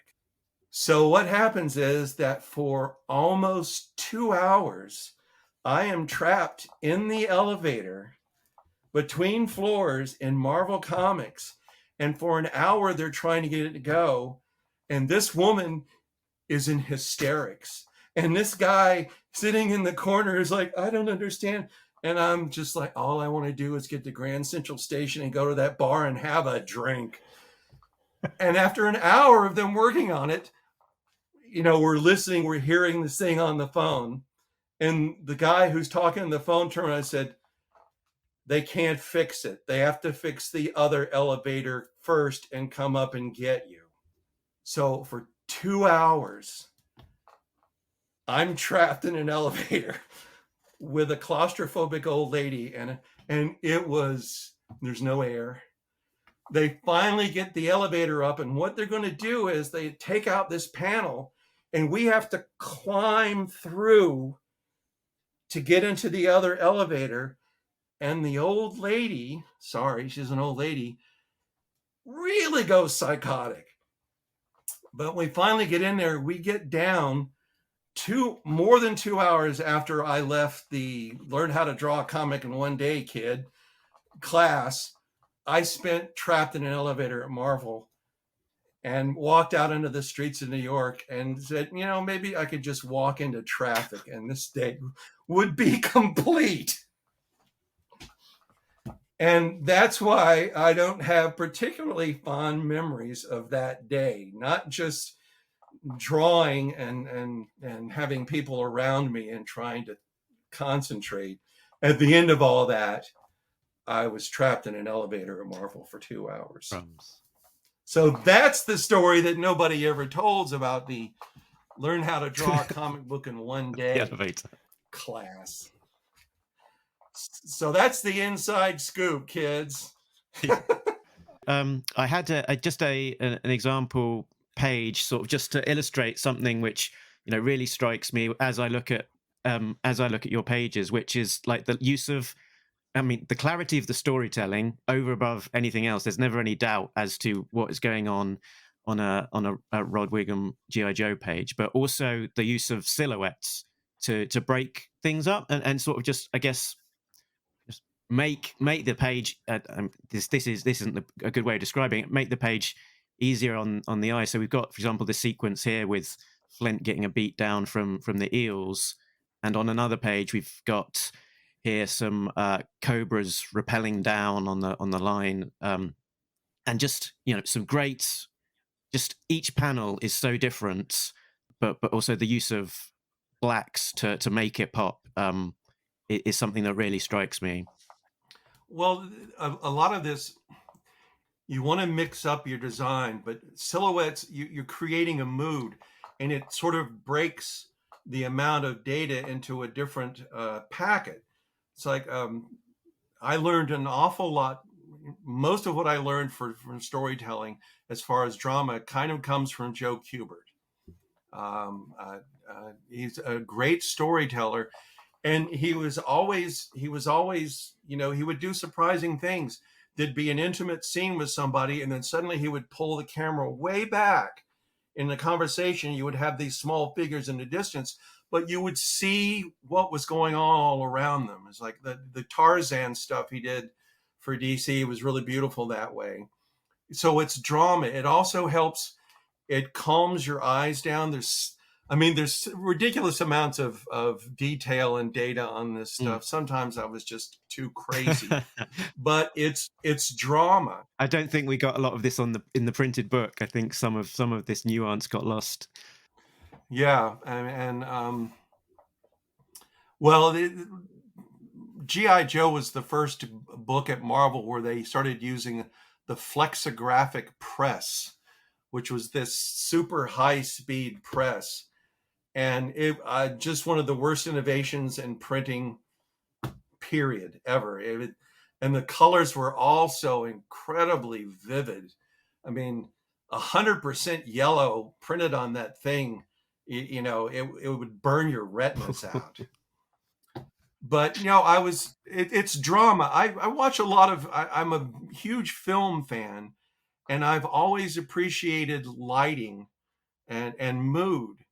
And sometimes there's so much data going on that silhouettes give you something to focus on, and it pulls you into a different space in what's happening in the situation. I'm not putting this very clearly, but Rod, if I may, I think part of what you're saying here is using different wording for what you said earlier, which is that every page you draw, but also this page in particular, is designed, that you're making choices. And as Mark said, sort of every panel is different. So we've got this, technically it's a long shot because we see the full bodies, this silhouette on the first panel. And then in the second panel, we've got this extreme long shot because we see sort of a bunch of people and all the stuff happening around them. But there's even information in the extreme foreground where we're looking past that sort of control console.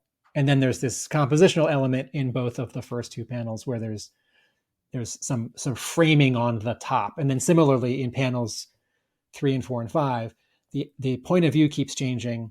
The amount of information keeps changing, right? Panel 3 is intimate because we're right over his shoulder. Panel 2, we're separated by this, whatever it is, a sewer grate or a drainage pipe grate.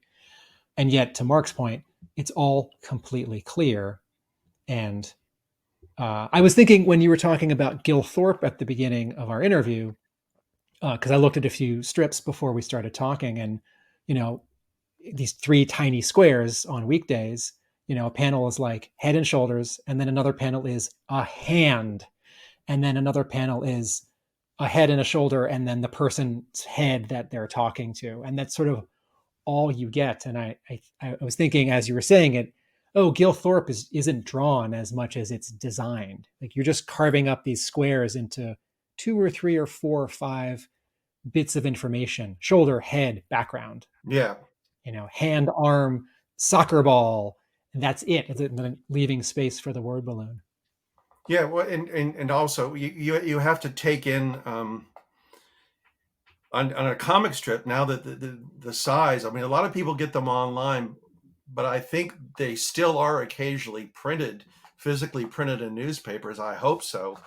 But you have these tiny spaces, and what you have to do is have a defined image, and you have to distill it down to what's the most important thing in the situation. And also, because I see a lot of people that draw comic strips now. I mean, it's sad that there's almost no adventure strips left, but a lot of people, you see it, and it's like it's 2 people sitting talking, then it's closer to 2 people talking, and then it's a closer person talking, and you're just getting fed this rote data over and over again, and it's uninvolving. So compositionally, that's really difficult to do. I mean, I mentioned briefly Alex Toth. I consider Alex Toth to be the best comic book artist that ever lived. I can get arguments with people, I understand about that. But when it comes to the science, the composition to framing, I mean, if you want to see some really great comics, look at some of the romance comics that Alex Toth did in the 1950s, where it's like My Young Love or True Romance or whatever these things were. And it's just storytelling of, people meet, they fall in love, they have problems. It's incredibly mundane, but his framing, his design work, where he puts the camera, everything, these things, they're beautiful and they really stand out. And that was part of the problem I had to learn, was to learn how to think more clearly and make less work for myself, to not be too prosaic. And there's always that balance. The one thing that I have always kept in mind is that, and I think some writers and certainly some comic book artists lose track of this. You've read the script, you know what's going on. The person who's reading it doesn't. You have got to make sure that there's certain very important bits of information, data, to make the story work. And you always, whenever I draw anything, I'm like, what's going to make an impact, but also what's going to tell the story clearly. And I don't look at comics much anymore. And I think somebody once asked me to name the 4 most important things about drawing comics, and I'm such a wise fellow. And I said, first of all, storytelling. Secondly, storytelling. Third, telling the story. 4, pretty drawings. I mean, it's all the beautiful drawings. I mean, there's so many artists, I mean, it's just amazing how skillful people are and beautifully drawn there. But I often don't see drama. I don't see thinking in the storytelling. And so I can't get engaged in it. I would rather have somebody that draws kind of mediocre and tells a great story than somebody who draws beautifully and you don't know what's going on. IDW published 3 amazing coffee table history books on Alex Toth, written by Dean Mullaney and Bruce Canwell. They were in hardcover, and by the time, viewers and listeners, you are hearing or seeing me say this, the softcover of the first one, Genius Illustrated, will be out. Well, that's good news. I've got them. I've got every collection of every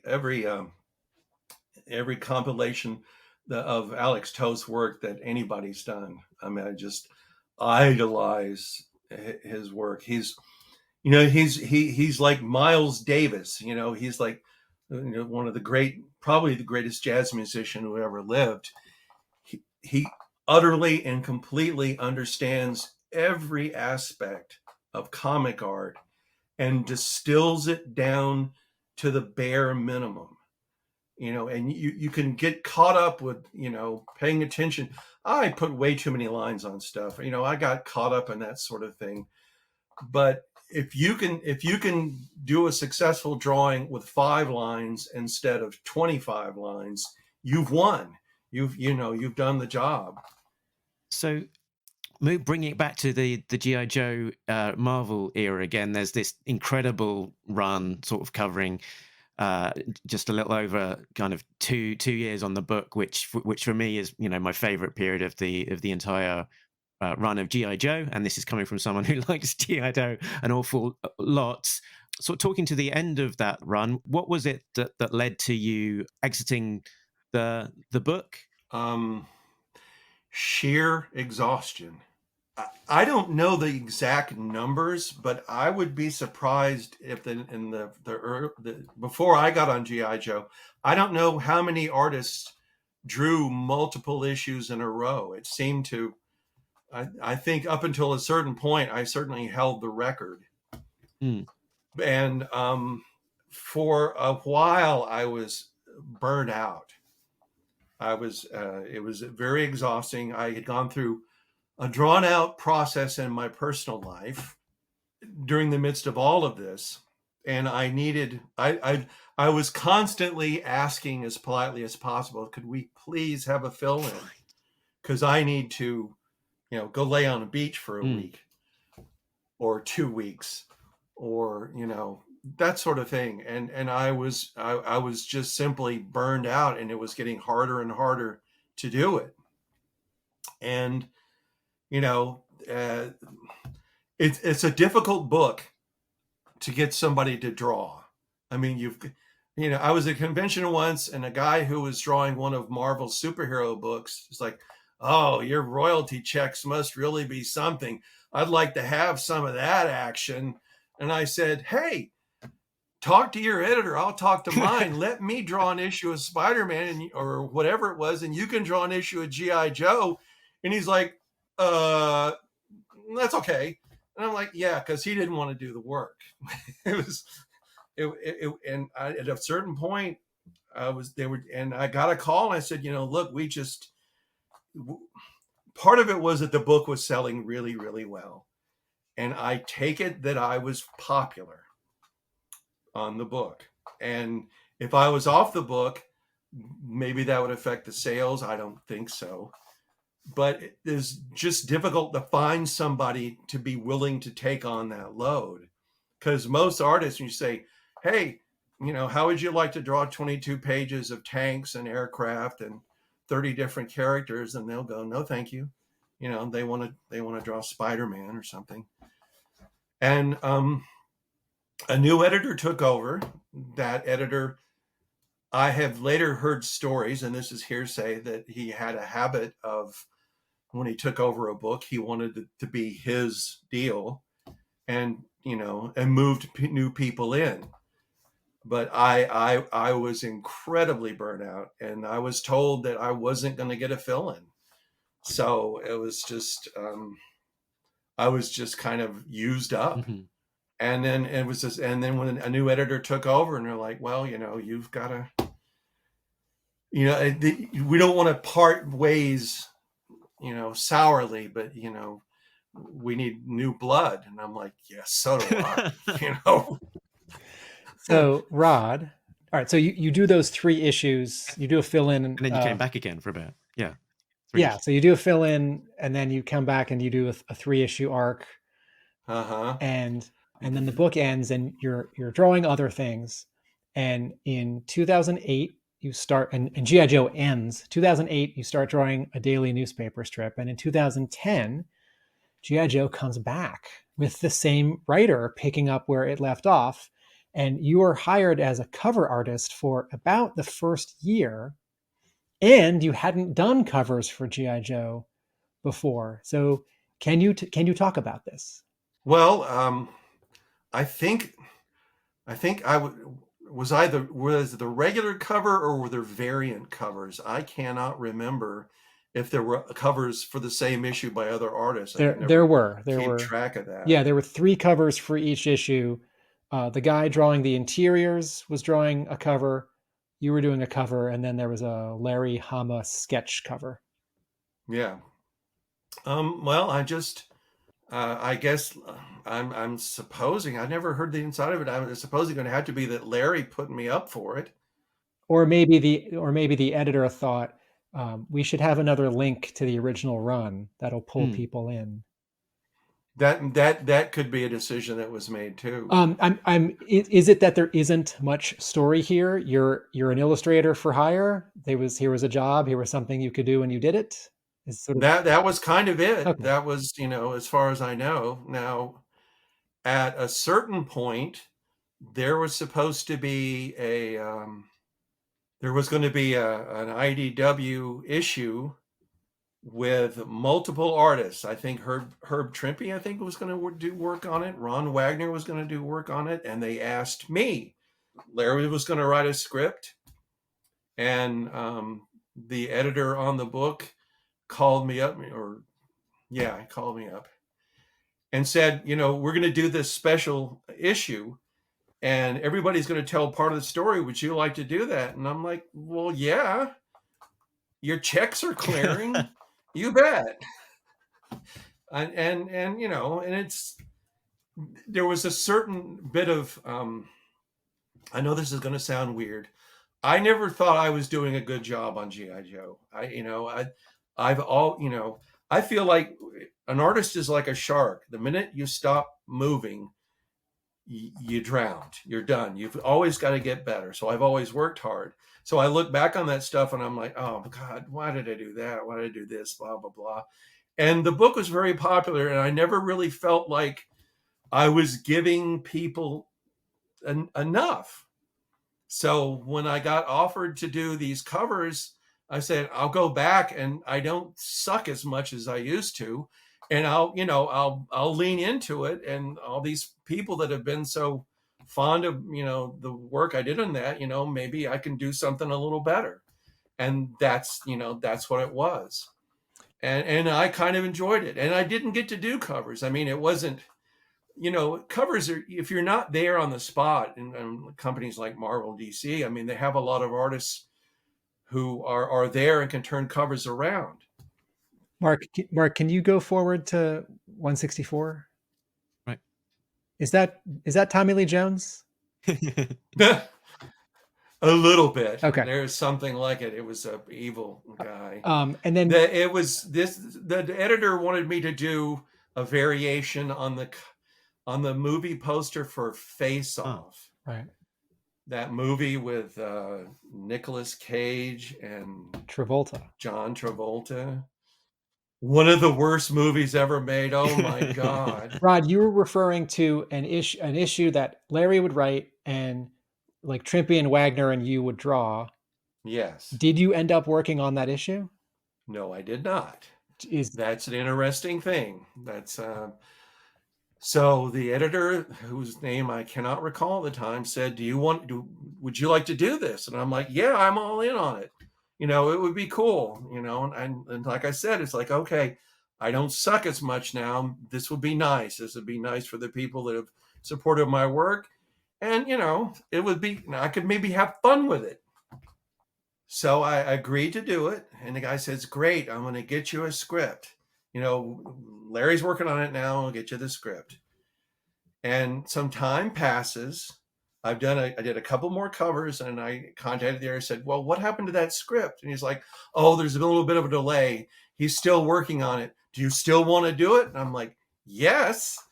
I said I wanted to do it. It's a dumb thing to say, but I gave my word. A man's word is his honor. Yeah, okay, great. We'll do that. And then I stopped getting covers, and then the editor didn't return my phone calls, and somebody else did the part that I was supposed to do, even though I had been asked to do it twice and had agreed to do it twice. So I don't know what the story is on that. This was the yearbook, perhaps. Yeah, this is yearbook 2012, which was penciled by Ron Frenz, Ron Wagner, Herb Trimpe, and inked by some of the inks were by Sal Buscema. I'm trying to think, is that when, Mark, was there an editorial change? There were a few, yeah. Rod, I don't have my timeline in front of me, and this is a guess. You may have just been a casualty of an editor change who wasn't tracking where things had been. I'm not saying it was malicious, and I might be wrong anyway. No, I don't think it was malicious. I've never suspected that. I mean, I'm kind of the girl at the dance that nobody asks. It's like, oh, and I'm great on the dance floor. I'm just not good looking. You know what I'm saying? Rod, 2 times you have drawn not just a sketch or a pinup or sort of a cover that may have been, but a story as a commission for a fan 2 different times, or maybe 3 different times.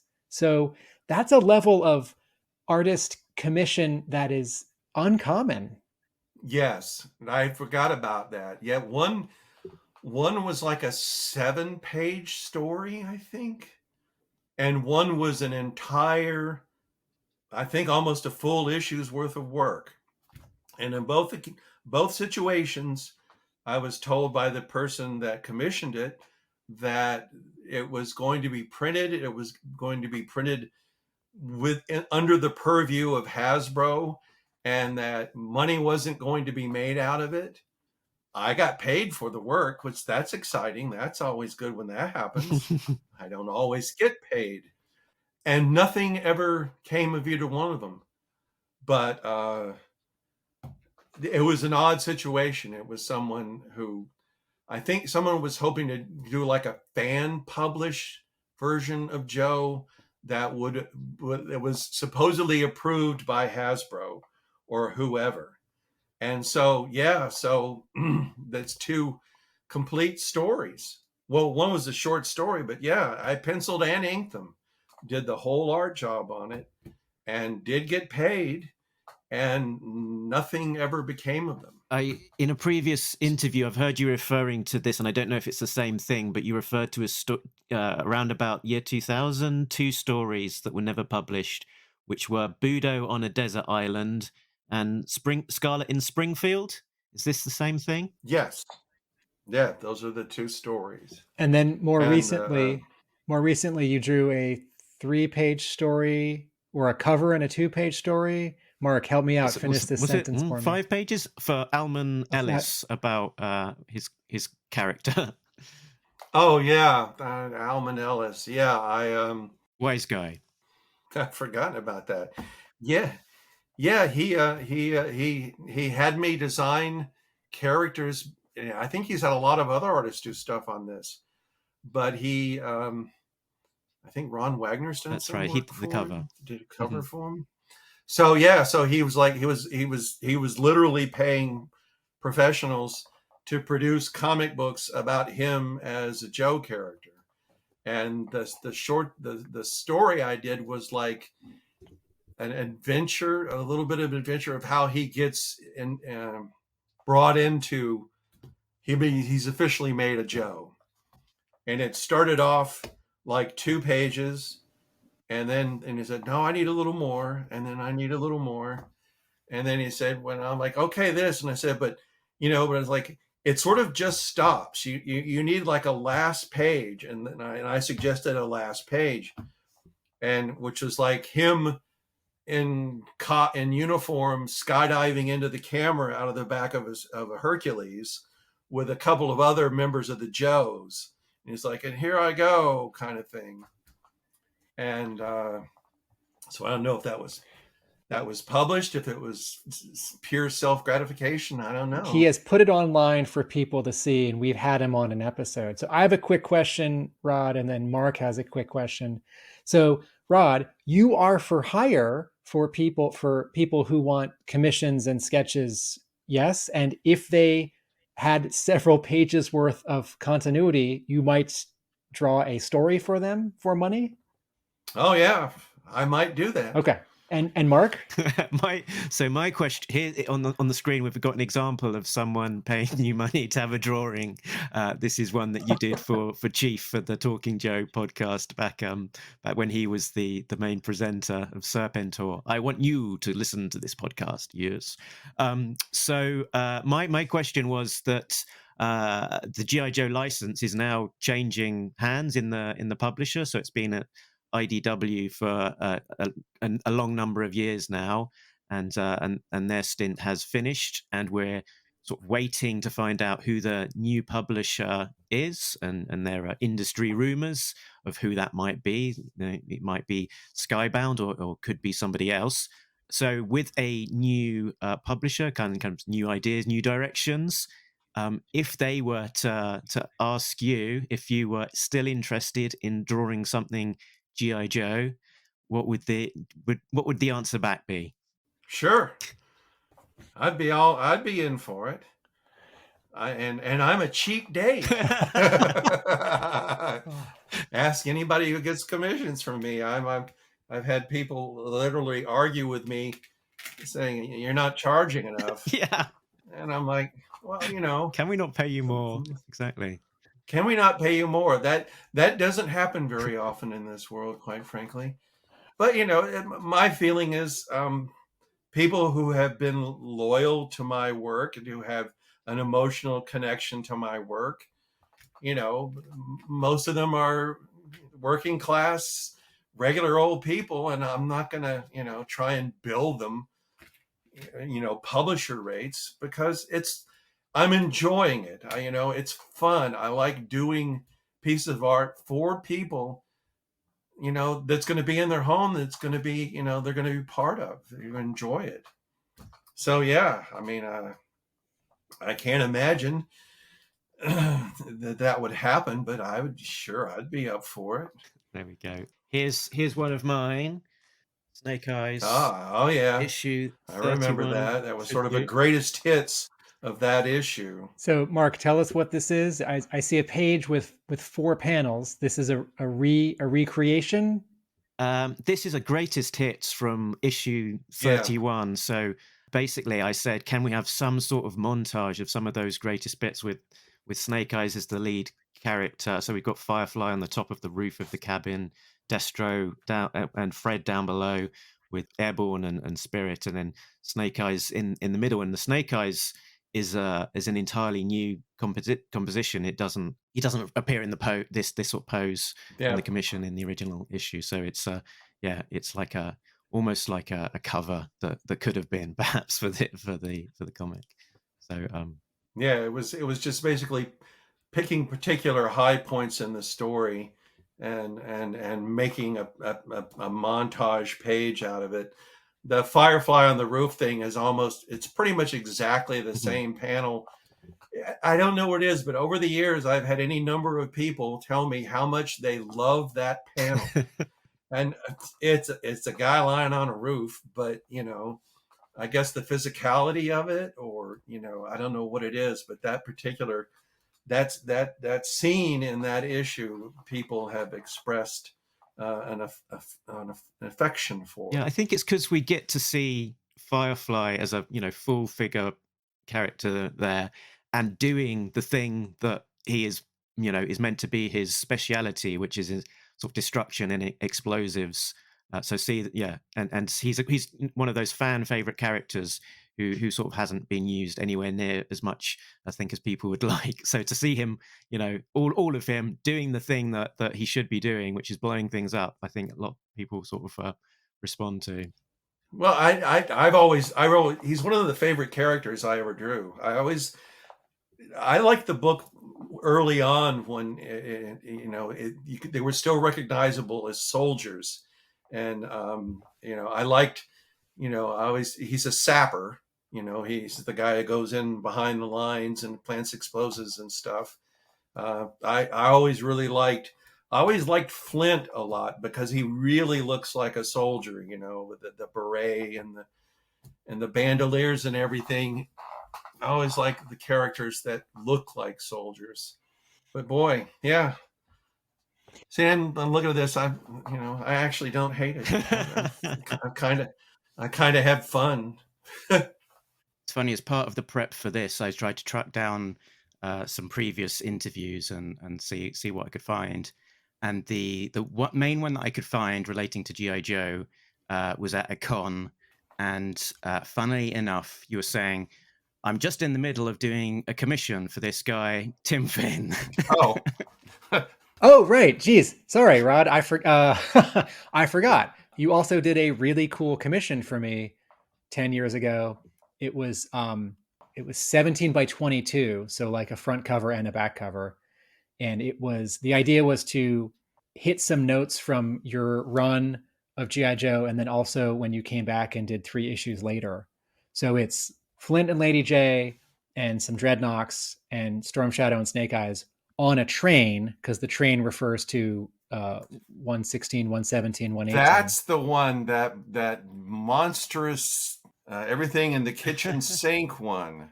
And yet they're right. So Mark, I included a wish list of characters, and Rod, interestingly, a good third of it is negative space. It's the sky.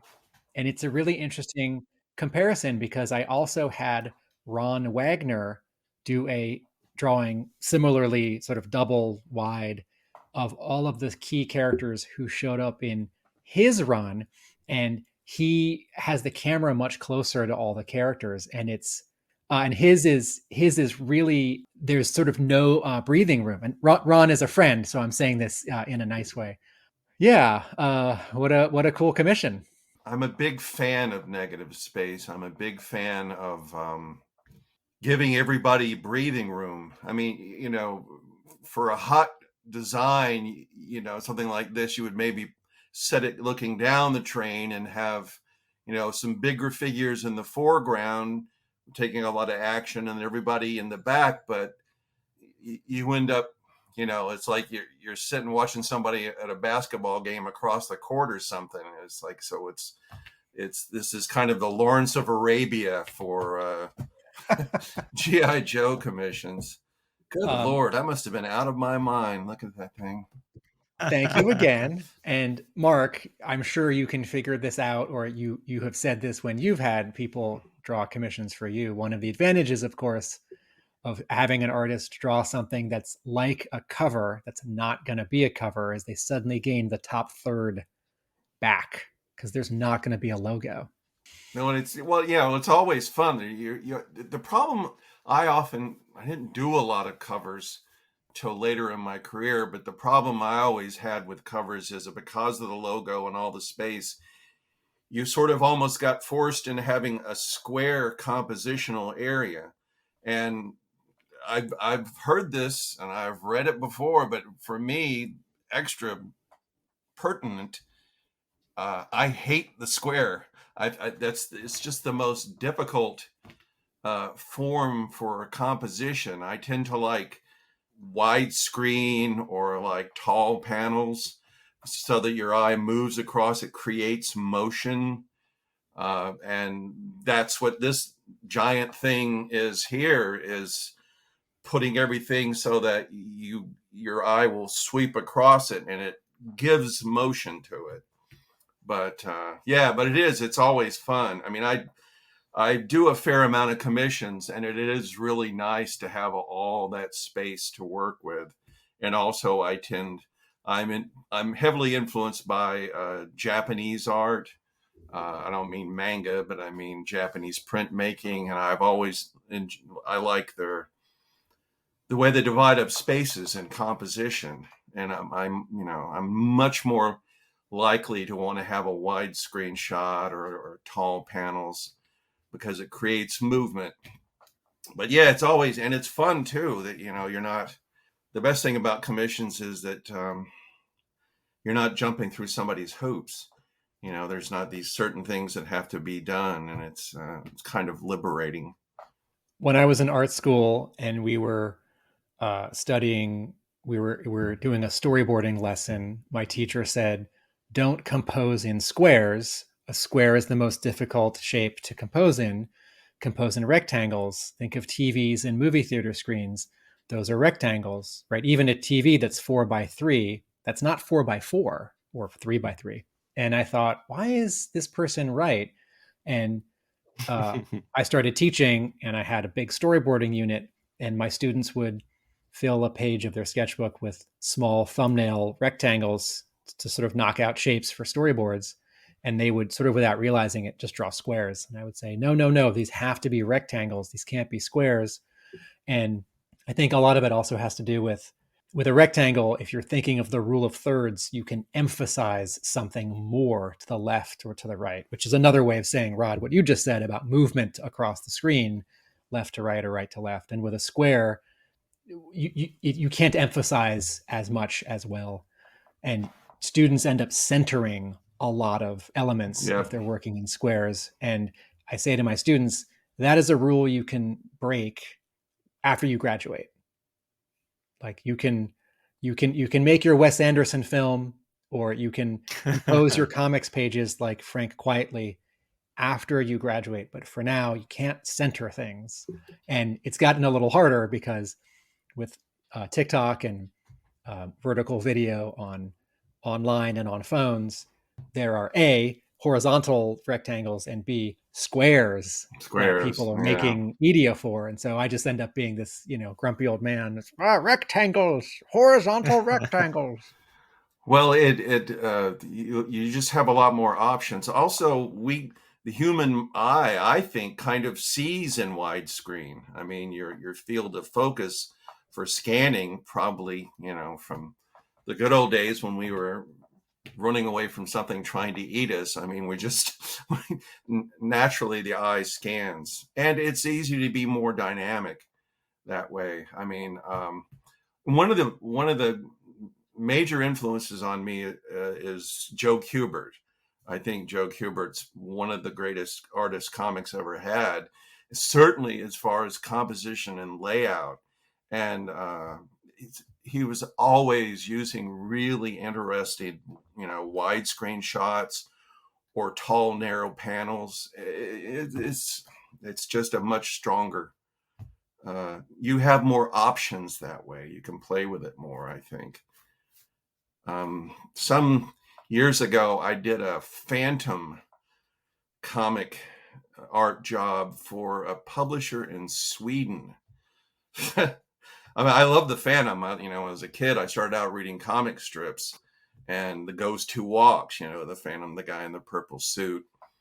And it was somewhat aggravating because I think the publishers sort of thought of everything like a newspaper comic strip, and they were very put off by horizontal pans or narrow vertical panels that also create kind of a timing effect. So it was you're always adapting to what somebody else expects. It's tricky to make a living singing for your supper, I guess. I am getting short on time. Mark, shall we wrap up with any final Absolutely. comments? Yeah, so I mean, my final comment was it's sort of great to spend this time hanging out, hearing the stories. Very privileged, sort of big fan of comics, big fan of GI Joe, but those issues that you worked on in the issue 30, 40, 50s, sort of just lightning in a bottle for me, sort of a magic period for GI Joe and comics in general. So very big privilege to sort of talk to you about that era. Any final thoughts about sort of reflections, looking back on your time at GI Joe? Well, I honestly really appreciate what you said. I mean, I think it was a difficult time in my life. It was a difficult book to do, and I sometimes think I didn't quite appreciate what it meant to people, to kids, as much as I could have. I think I probably would have enjoyed it more, but so uh, it's a strange thing. I mean, I always felt like I kind of got shoved on stage at Carnegie Hall, and I only knew two chords. I didn't really have enough going on in my work to sort of validate, but kids really loved it. I mean, you guys still love it, and so that means something to me. I just wish, looking back on it, that maybe I'd had my head a little farther out of my caboose. But life gets in the way of things, and it was interesting. And there, the thing about Joe that I liked is that it wasn't a fan favorite comic. It was a comic book that kids who weren't really into comics loved. It was the kind of comic book that kids would read it and they'd trade it with their buddies and they'd roll up in this, the way comic books used to be before they became high art. And it was, it was kind of a wonderful thing. I mean, I'm looking back on it now. It's like, I wish I could have appreciated it more. But what can I say? And Rod, if someone was to try and find you online or ask for a commission, what would be the best way of doing that? I'll just give you my email. It's Rod Whigham 54 at gmail.com. I that's the simplest way to do it. And I'll do, I do commissions. I'm perfectly happy to do it. The one thing I will say is I will not take, people want to send me their entire collections of books or things that they've had done. I don't want to do that. And for the only reason for that is I don't want responsibility for somebody else's property. You don't want to sign them, you mean? No, Yeah. I don't want them to ship. If I'm at a con, I'll sign Yeah. them.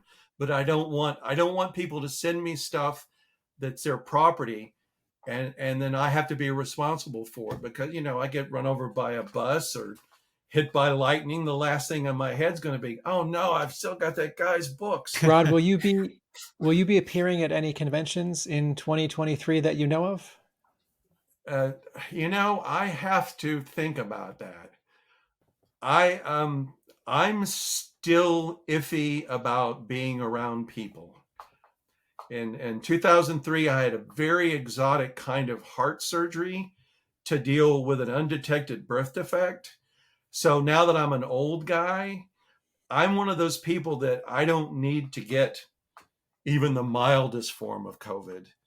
I don't need to get the flu. I'm vaccinated and boosted and all of that. So I have to seriously think about it, because it is, according to my doctor, it's a risky situation to be in. So the best way for fans to meet you is through email for now. Yeah, at the moment. There is a convention in Augusta, Georgia, in June, I think, that they've asked me before, and I'm trying to figure out some way whether I could be comfortable or not there. And wearing a hazmat suit, or a rebreather. But at the moment, the best way to get a hold of me is through my email. And it's my email. It's not, I can't ignore it. But like I said, I don't want to take a responsibility for people's property. If I was at a con, I'll sign anything. I once had a guy come to a convention with a computer printout, and he had every single thing I had ever done that had been published, except for a couple of paperbacks I illustrated. And I sat there and signed them all. Just like, you put bread on my table, you fed my family, sure, I'll sign. But I just don't want to, I don't want someone's property.